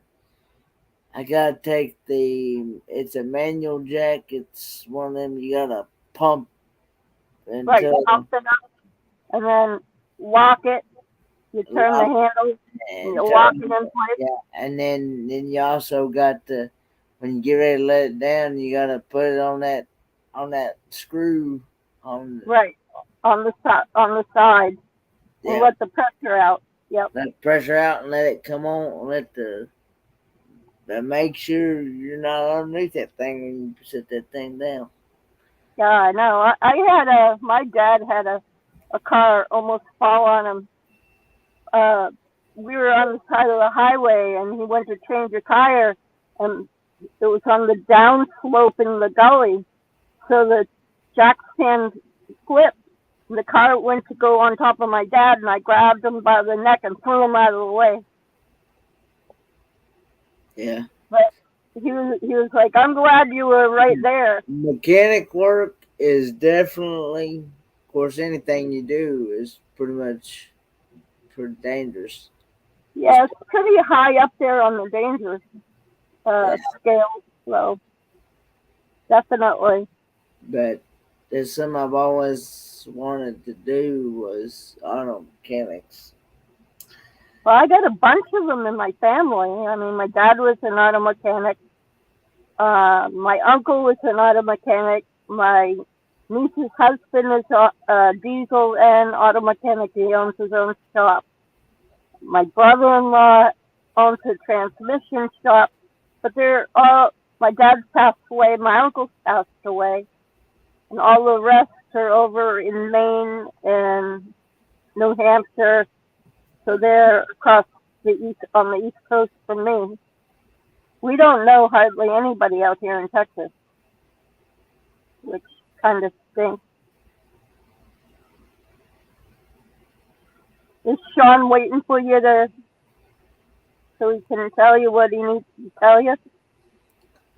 I don't know if he's getting ready to eat dinner, but see. But Well, we got another telethon coming up. I'm sure he has some things to ask you about stuff like that. And telethon. yeah, another cruisathon coming up. The 11th through the 13th Of February.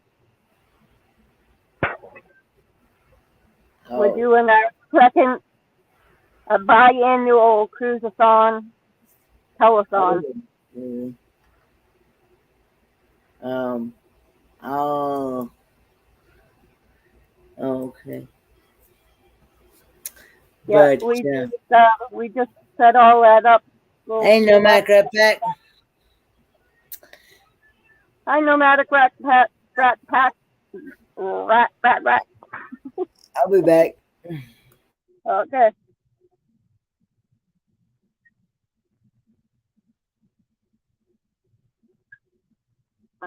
Yeah, that's true, Fairy Dust. It is mostly for RVers. But there are a lot of people who come to Quartzsite for the winter. But there is also a lot that come to see the RTR, and not everybody has a rig for the RTR. I know one lady who went and had a tent, but when you're handicapped, and you don't have a rig like Kenny, and right now I don't have a rig yet neither, but when you want to go to a big meetup like that, you really have to have a rig. And they're very small towns around there. They're not going to have all the amenities that everybody else is used to. That's for sure. Unless there's some other reason the rest of the year that they get tourists or anything. I don't know. I want to be out there and see Lake Havasu, and I think the dunes are out there too. There's a bunch of things out there. I want to go to the petrified forest and see the petroglyphs. And if I go to Arizona, I'm gonna spend some time out there. There's so much to see and do.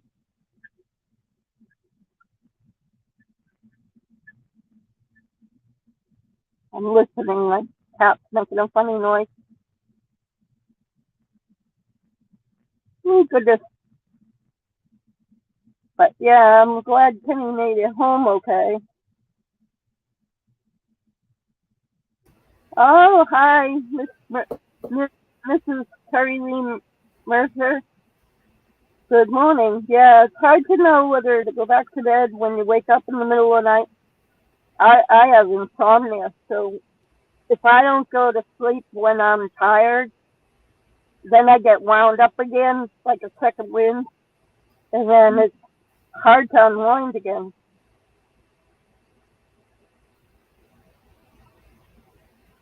So Kenny, you're gonna probably have almost that same sort of schedule. You'll probably be going to bed midnight, 1, 2 a.m., and then have to get up early in the morning, especially for Disney. Because we stay till the end of the fireworks, and that's 12:30 or so, and then by the time we wait for the crowd to go through the gates, otherwise it's too crowded. It's usually 1 a.m. and then we get back, and it takes you an hour to calm down, and then get back up to go to a different park the next day, and they open between 8 and 9. Yeah. Yeah, Troy wants to know about your latest Quartzsite trip. He hasn't been on YouTube in quite a long time.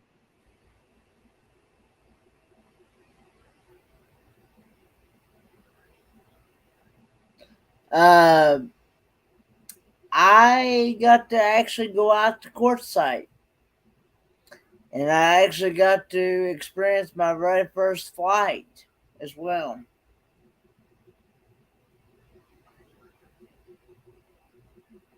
Um, I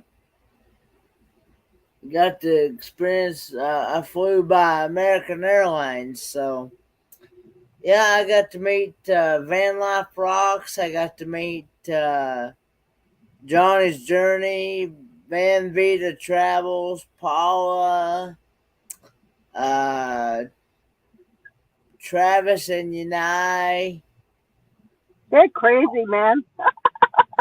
I love Travis and I. Marshall from Melonomatic Adventures, Land Cloud Adventures, Boxman D, Glorious Life on Wheels, Ladybug Out D, um, several. It's there was.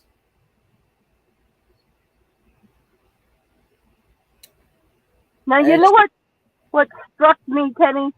What's that? I've been watching all your videos where people have shown you walking up to them and walking around. When you were waiting to go say hi to Bob, uh, you walked really pretty darn fast up to make sure you got to meet him. I'm like, wow, look at Kenny go. Yeah. That wasn't easy ground to be That hauling was butt at the on. RTR. Yeah, at the RTR. Um, You were hauling butt, man. I didn't know you could walk that fast. but yeah, Yeah, that's quite the honor. I mean, and he does some good work. I mean, there's so many people who don't have the means to to get a vehicle to convert, let alone win a vehicle or a van to convert and have it converted for them. You know, and he does reviews of solar and uh, air conditioning and all kinds of stuff. Hi, William. hey William,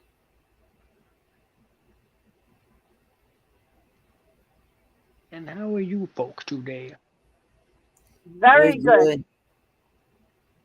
Are you drawing today, William? No. No, no drawing today.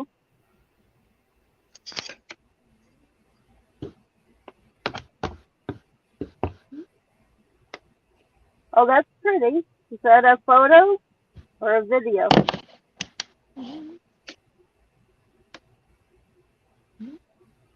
See if I can get this set. Like that.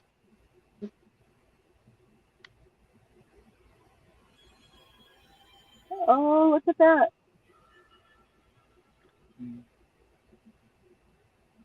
Oh, so you're gaming. What Bingo. game? What game is that? ESO. Oh, I used to play RuneScape. I still have a character on RuneScape that I've been playing for probably 16 years now. Now that I've been on YouTube, I haven't had a chance to game that much. See, Kenny, that's where my son met his girl. They were both playing either World of Warcraft or Fortnite. I forget something. They were playing something, and they ended up on the same guild or the same crew or whatever. That's how he met his girl. Mm-hmm. But yeah, I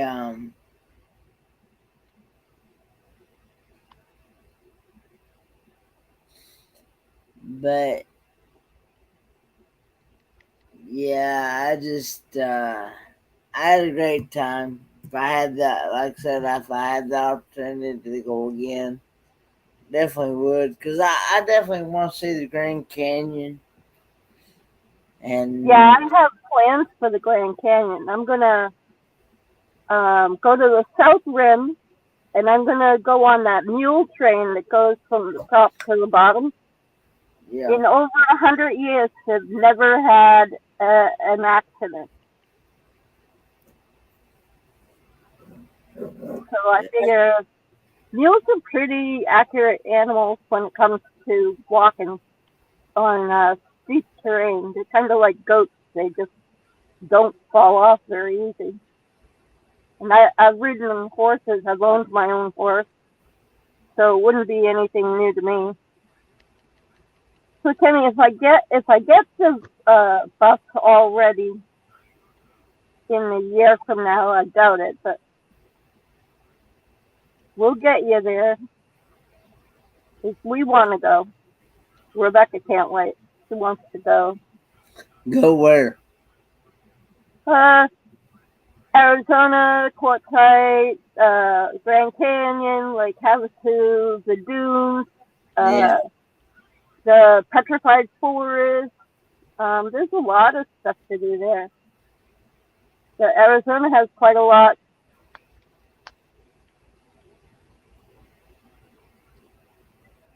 You know, it's not that hard to convert your car. You know, you can, I'm talking to Miss Terry Mercer. Um, Depending on the car you have, you can you go to Walmart and they have those small camp cots, and then you put a, uh,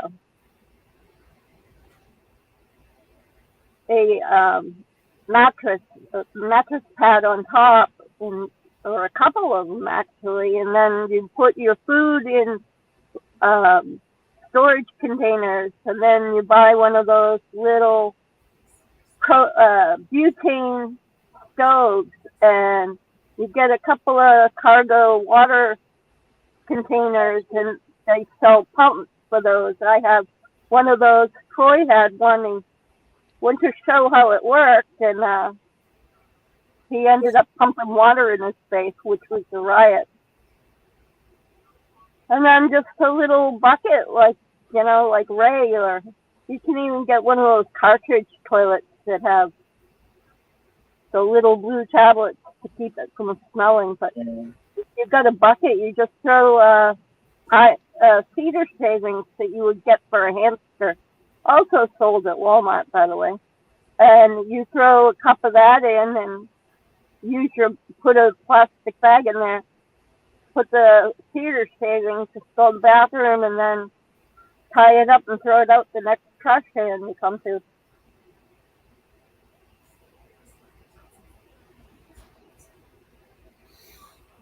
Um,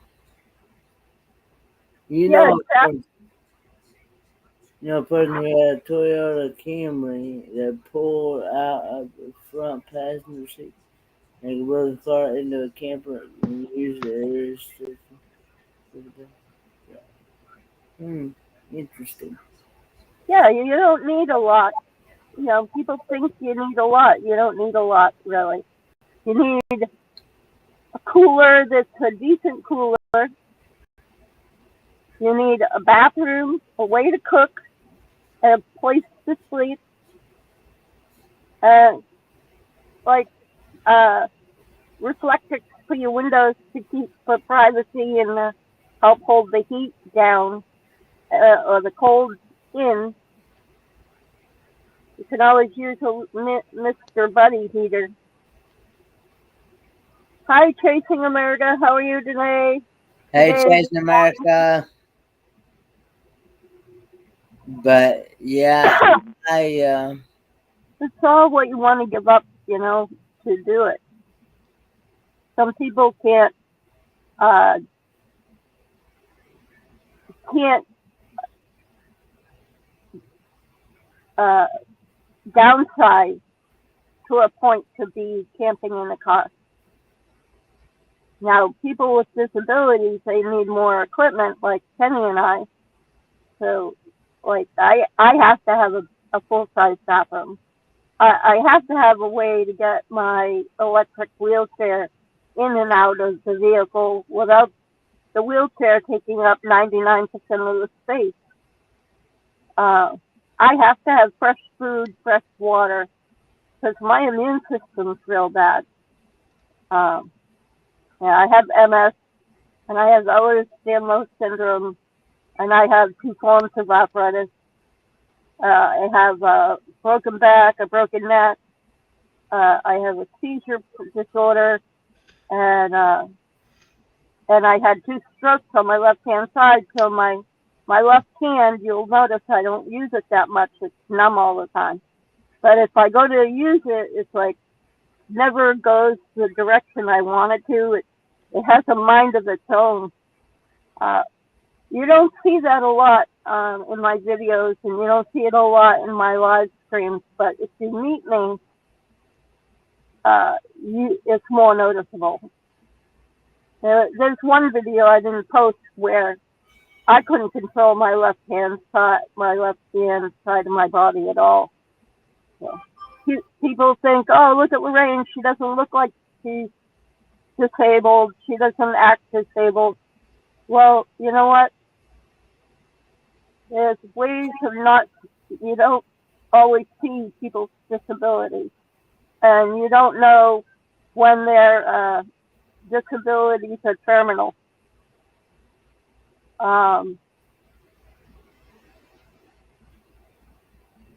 So you just never know, and people shouldn't judge. And luckily, Kenny doesn't have that problem. People don't judge you very often. I know you grew up getting bullied and picked on and being made fun of just like I did, I'm sure. But it's good to know that as you got older, people appreciate you for you, Kenny. Yeah. So that's awesome. You know, I feel that's awesome for you.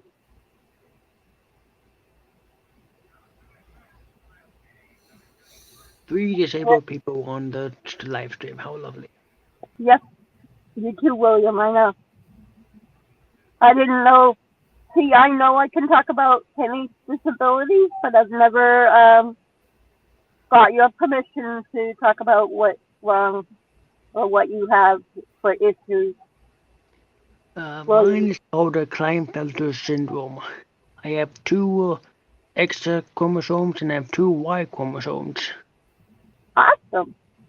That looks make you special.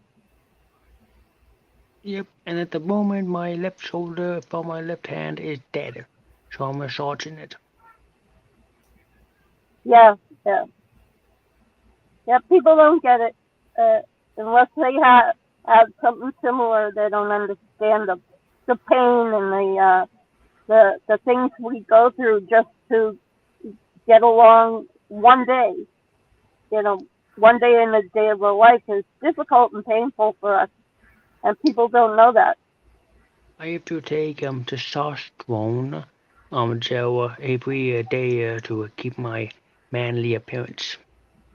Right. But you have the extra Y chromosome, so that extra woman chromosome, so you take the extra male hormone to counteract that.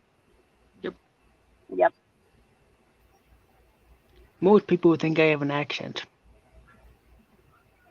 Well, you do. You have a little bit of a British accent.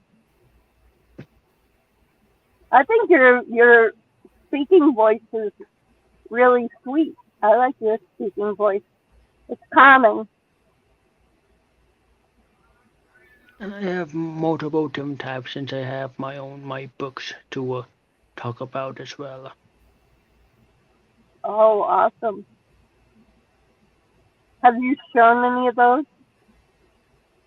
Of what? The the were you talking about books that you've worked on yourself, or are you talking about books that help you with your disability? Books that I'm writing, typing out on a computer. Right, right. In I'd total, love. about 17. None of them done. Are you going to get them published? Hope so when they're done. I have two right now that are 17 and 16 in my strange mind. Both of them have 10 chapters. One is in another reality, and the second one is also in another reality. It's very weird. That's cool.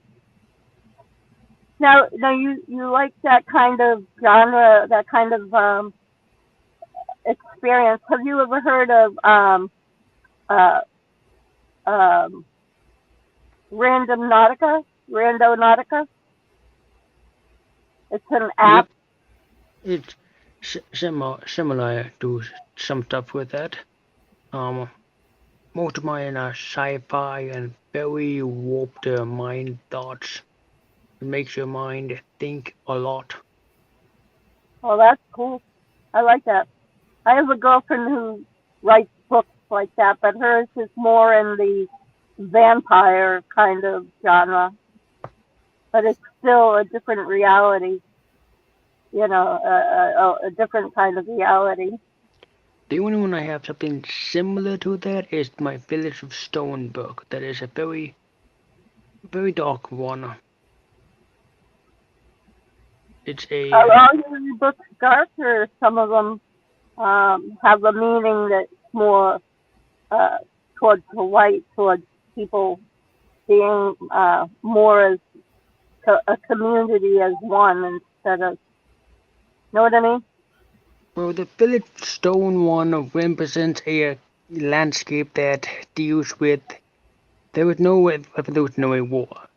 The British won and has enslaved the entire population.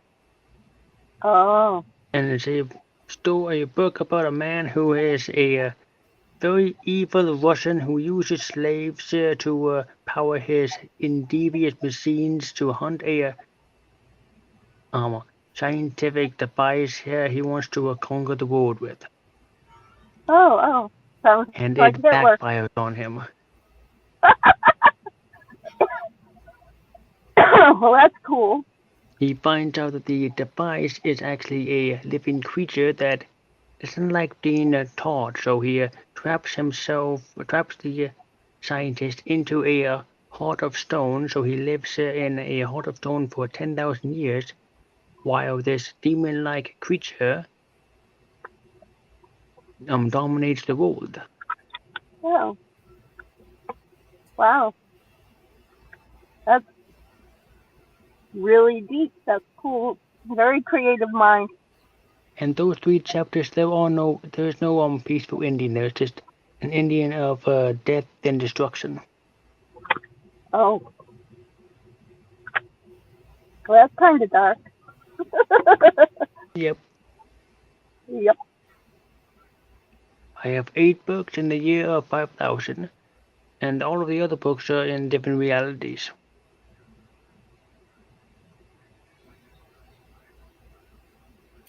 Um, yeah, I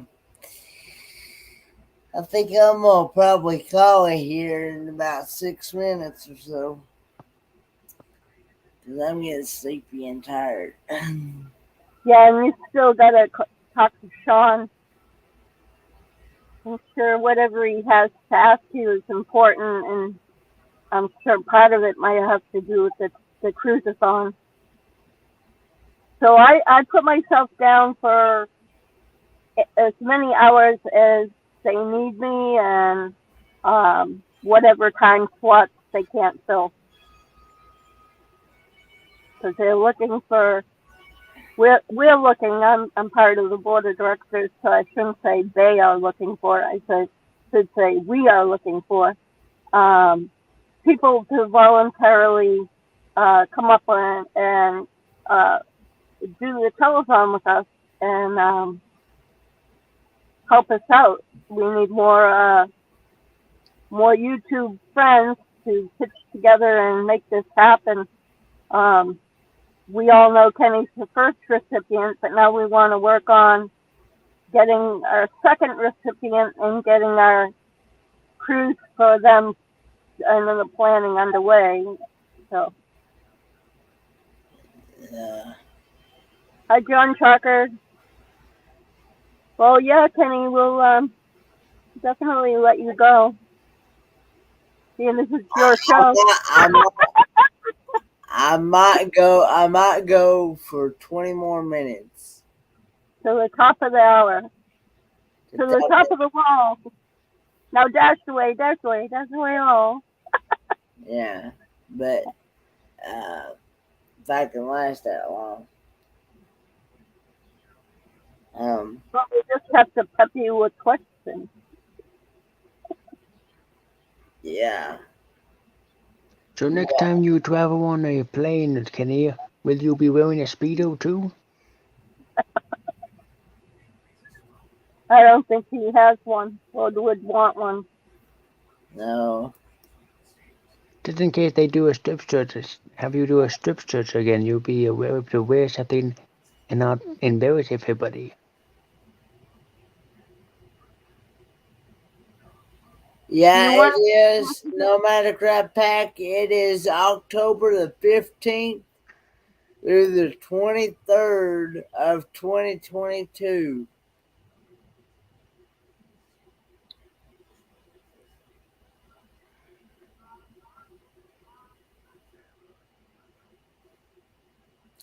That is correct.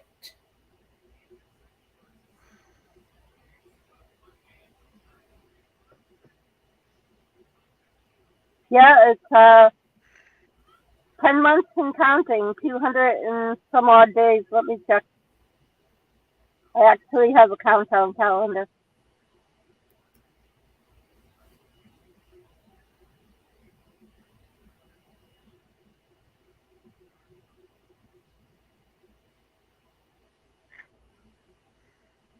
But 261 days.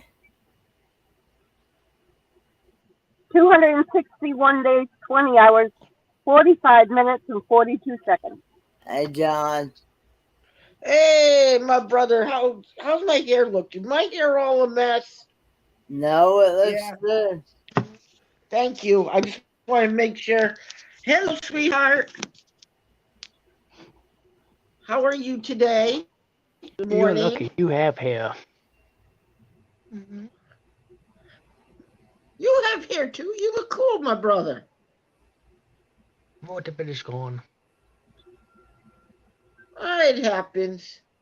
My uncle lost all his hair before he hit 60. I'm 34. Oh wow. No, you're a young brother to start losing your hair like that. No, my son doctor? How are you doing, sweetheart, up in the corner? My name's Lorraine. How you doing, Lorraine? Nice to see you. I know you said hello to me a few minutes ago before I came up. I heard you. So I'm just reciprocating and saying hello back. Thank you. How much snow you got, John? We only got a dusting so far of the other day. We're expecting a nor'easter to come through, so I've been preparing all day. I've been, like throwing out house garbage and stuff like that to keep, Now, what do you do to prepare? We usually get food, bottled water, extra batteries for the flashlights, because when you get a nor'easter, there's a good chance that the snow's going to knock down the trees and your power's going to go off, and then you're not going to have any way to keep warm without extra blankets. What do you do to prepare, John? Well, for one thing, okay, in Connecticut, we always have what is called in our homes we keep one thing we do is we keep a weather radio on hand. I'm also what is called a part of the when it starts to snow, I'm a part of React Hell, it's called. We have a group that reactivates Channel 9 on CB radio during a snowstorm. We stay up for the full 24 hours. And if there is a power downage, we have rigs with batteries.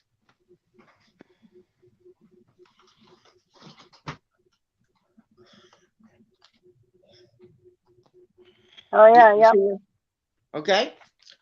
I have flashlights on hand, plus I have 400 batteries. I bought the when you go to Amazon, they have those 100 counts of AA and AAA batteries. Right, yeah. I usually get some flashlights like this. You can go to Walmart. These are like, this is a 200 Newman unit. Here's a 200 unit. Here's a 400 unit. Yep. Okay. William's showing his. 450. William's showing his. There you go. You're ready. William's ready. I'm always ready. I always keep my flashlights ready to go. I have my hand lamps right here ready to roll. Let me see. I keep vitamin C on hand for cold weather. And I also keep extra rolls of TP around. And also I have, okay, we're cool. You got it. You got it. Did you get that at Walmart? Yeah. Yeah. It's the Vitafusion chewable vitamin C. Yes. The best one too. And also I keep extra bottles of water in my closet. No, I'm talking about like, your I got cases. I'm just showing you I have them. I don't keep cases, honey. What I do is I take my old milk jugs, I shake them out, wash them out with the hot water, fill them up, and put them inside during the winter time into my closets. Oh, I don't drink tap water. Our tap water. I filter my water with special filters. Yeah, I do too. I have zero water filters because our water here has double the amount of recommended arsenic. Ooh. Yeah, our water is poison. Kenny, I'm sorry if we're taking over your chat. Oh, because of what happened last time. Yeah, you're good. You're good because I think I've already answered most questions that now, Lorraine. Yeah, you have. I've been keeping you up to date with the questions, Kenny. Yeah. The problem is, John, is everybody wanted to hear how Kenny's trip was and what he did and what happened. That was yesterday. Now, he's already had a chance today to go through it again, and not very many people are asking anything about his trip right now. So you're okay, John, right now. Yes, because we had on his last live that someone came up and growled at me because of one of the persons was having a problem with their computer. Yeah, I know. And I apologize to Kenny. I watched that. I ended up, frankly, turning it off and going somewhere else because it's too much stress for me. So. Yes, I know how that is. You were telling me that you can't take a lot of stress. I was only trying to help the person to fix her Java. And I'm sorry, Kenny, again, if I made any problem for you. Well, you know what, John? I'm sure you didn't mean any harm. But until someone asks for your help, I wouldn't necessarily offer help all the time. Because not everybody, even though they sound like they want your help or need your help, they don't always want your help.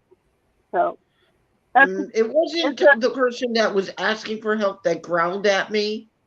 It was somebody who came up on the panel for a minute. Mm-hmm. And I saw Sister's latest video. I think she got it up and running because she did 2 videos in one day. Oh, that's good. Kenny knows who I'm talking about.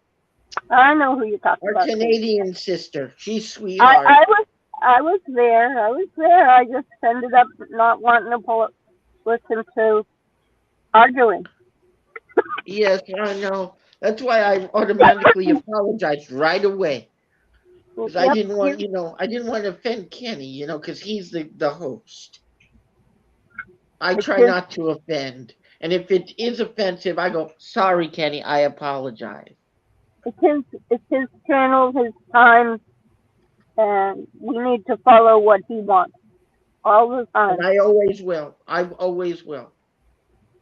I'm one of them folks. If I make a mistake, I'll back down. That's the way I am.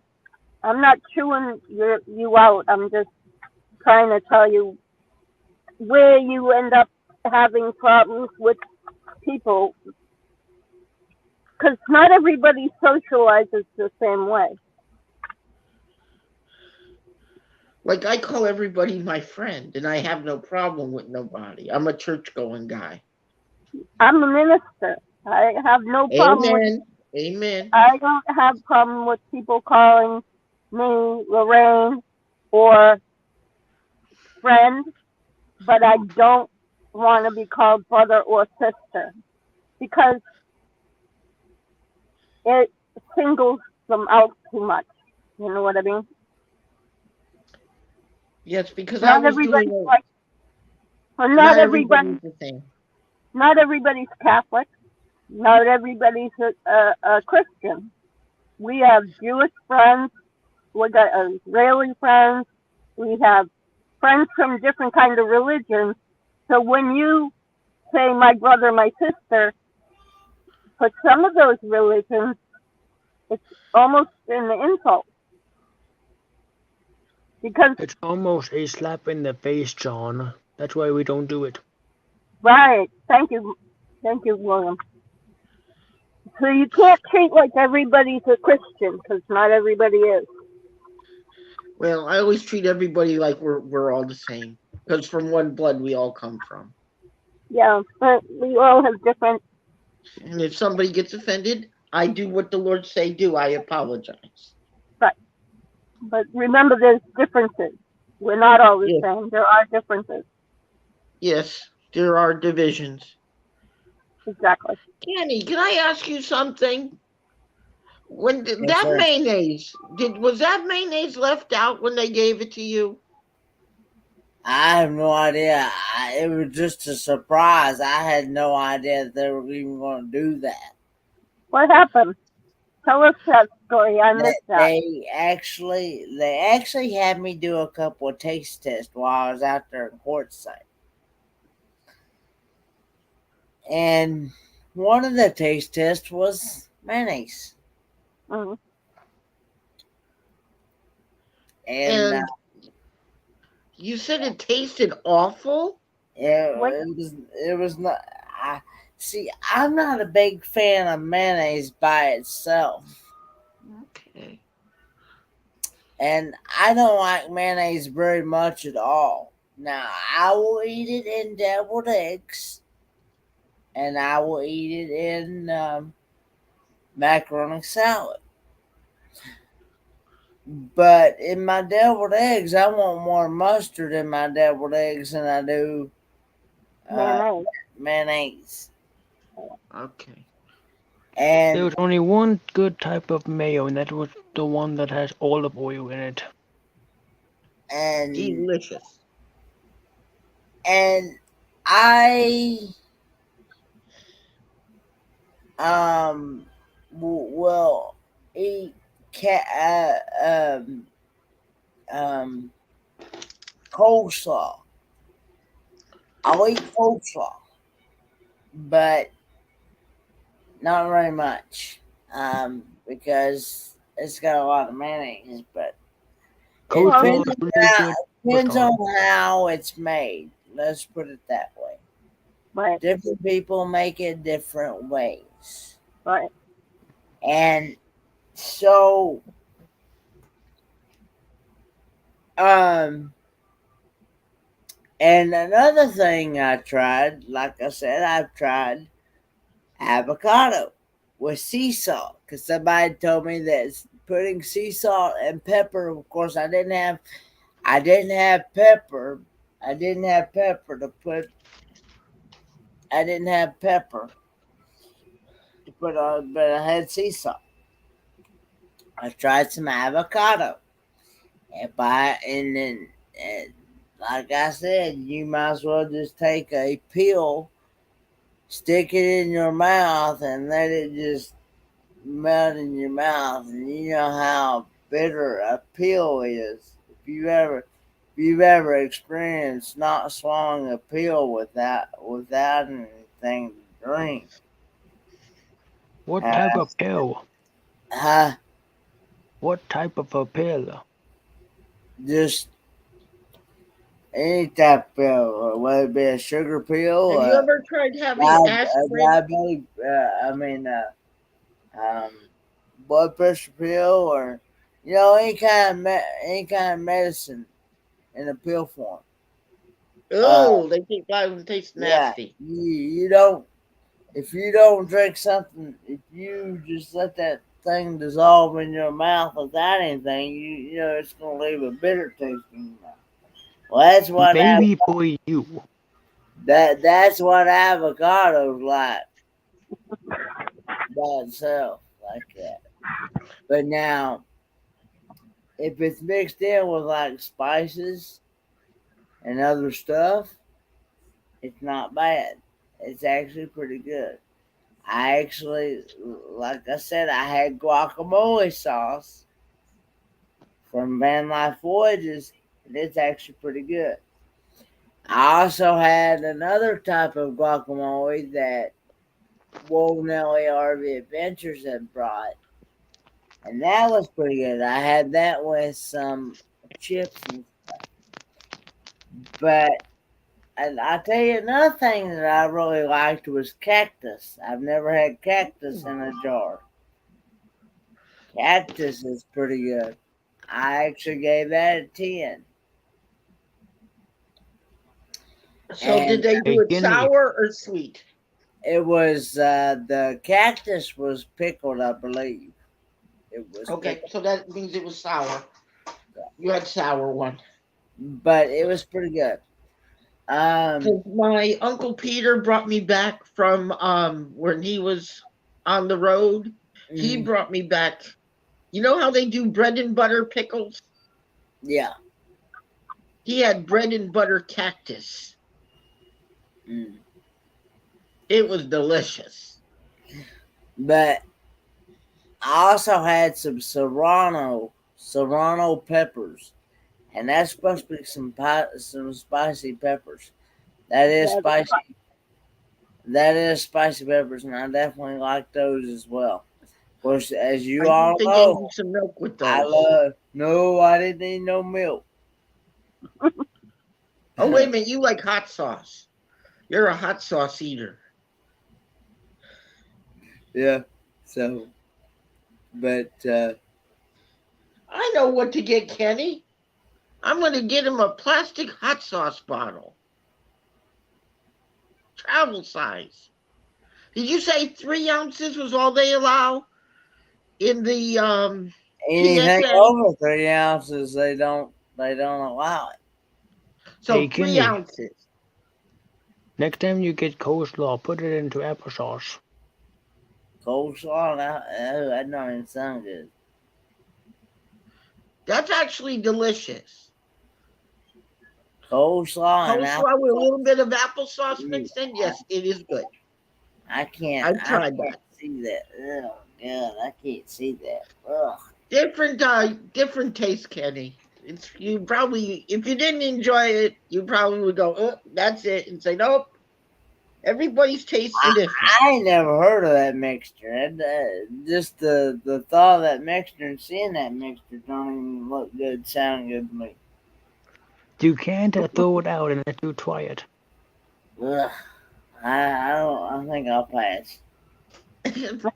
Kenny will pass, he said. He'll pass. It's not his cup of tea.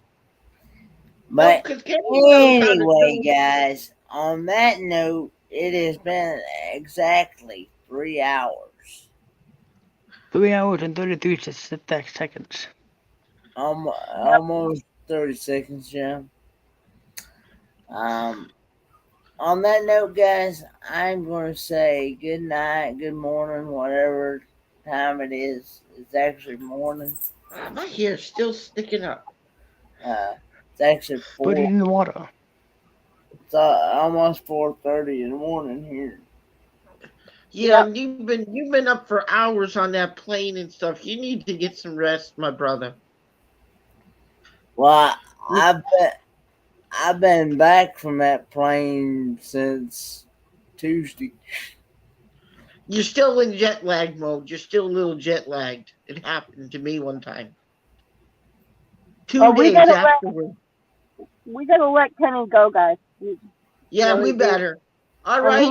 I'm going to say goodbye, everyone. Go, see you around the neighborhood. I gotta go talk with Sean from the Down Under Cruisers here. Yep, while you can still comprehend what he's saying. Well, Alright. Glad back in the saddle again, buddy. See y'all. Bye, guys.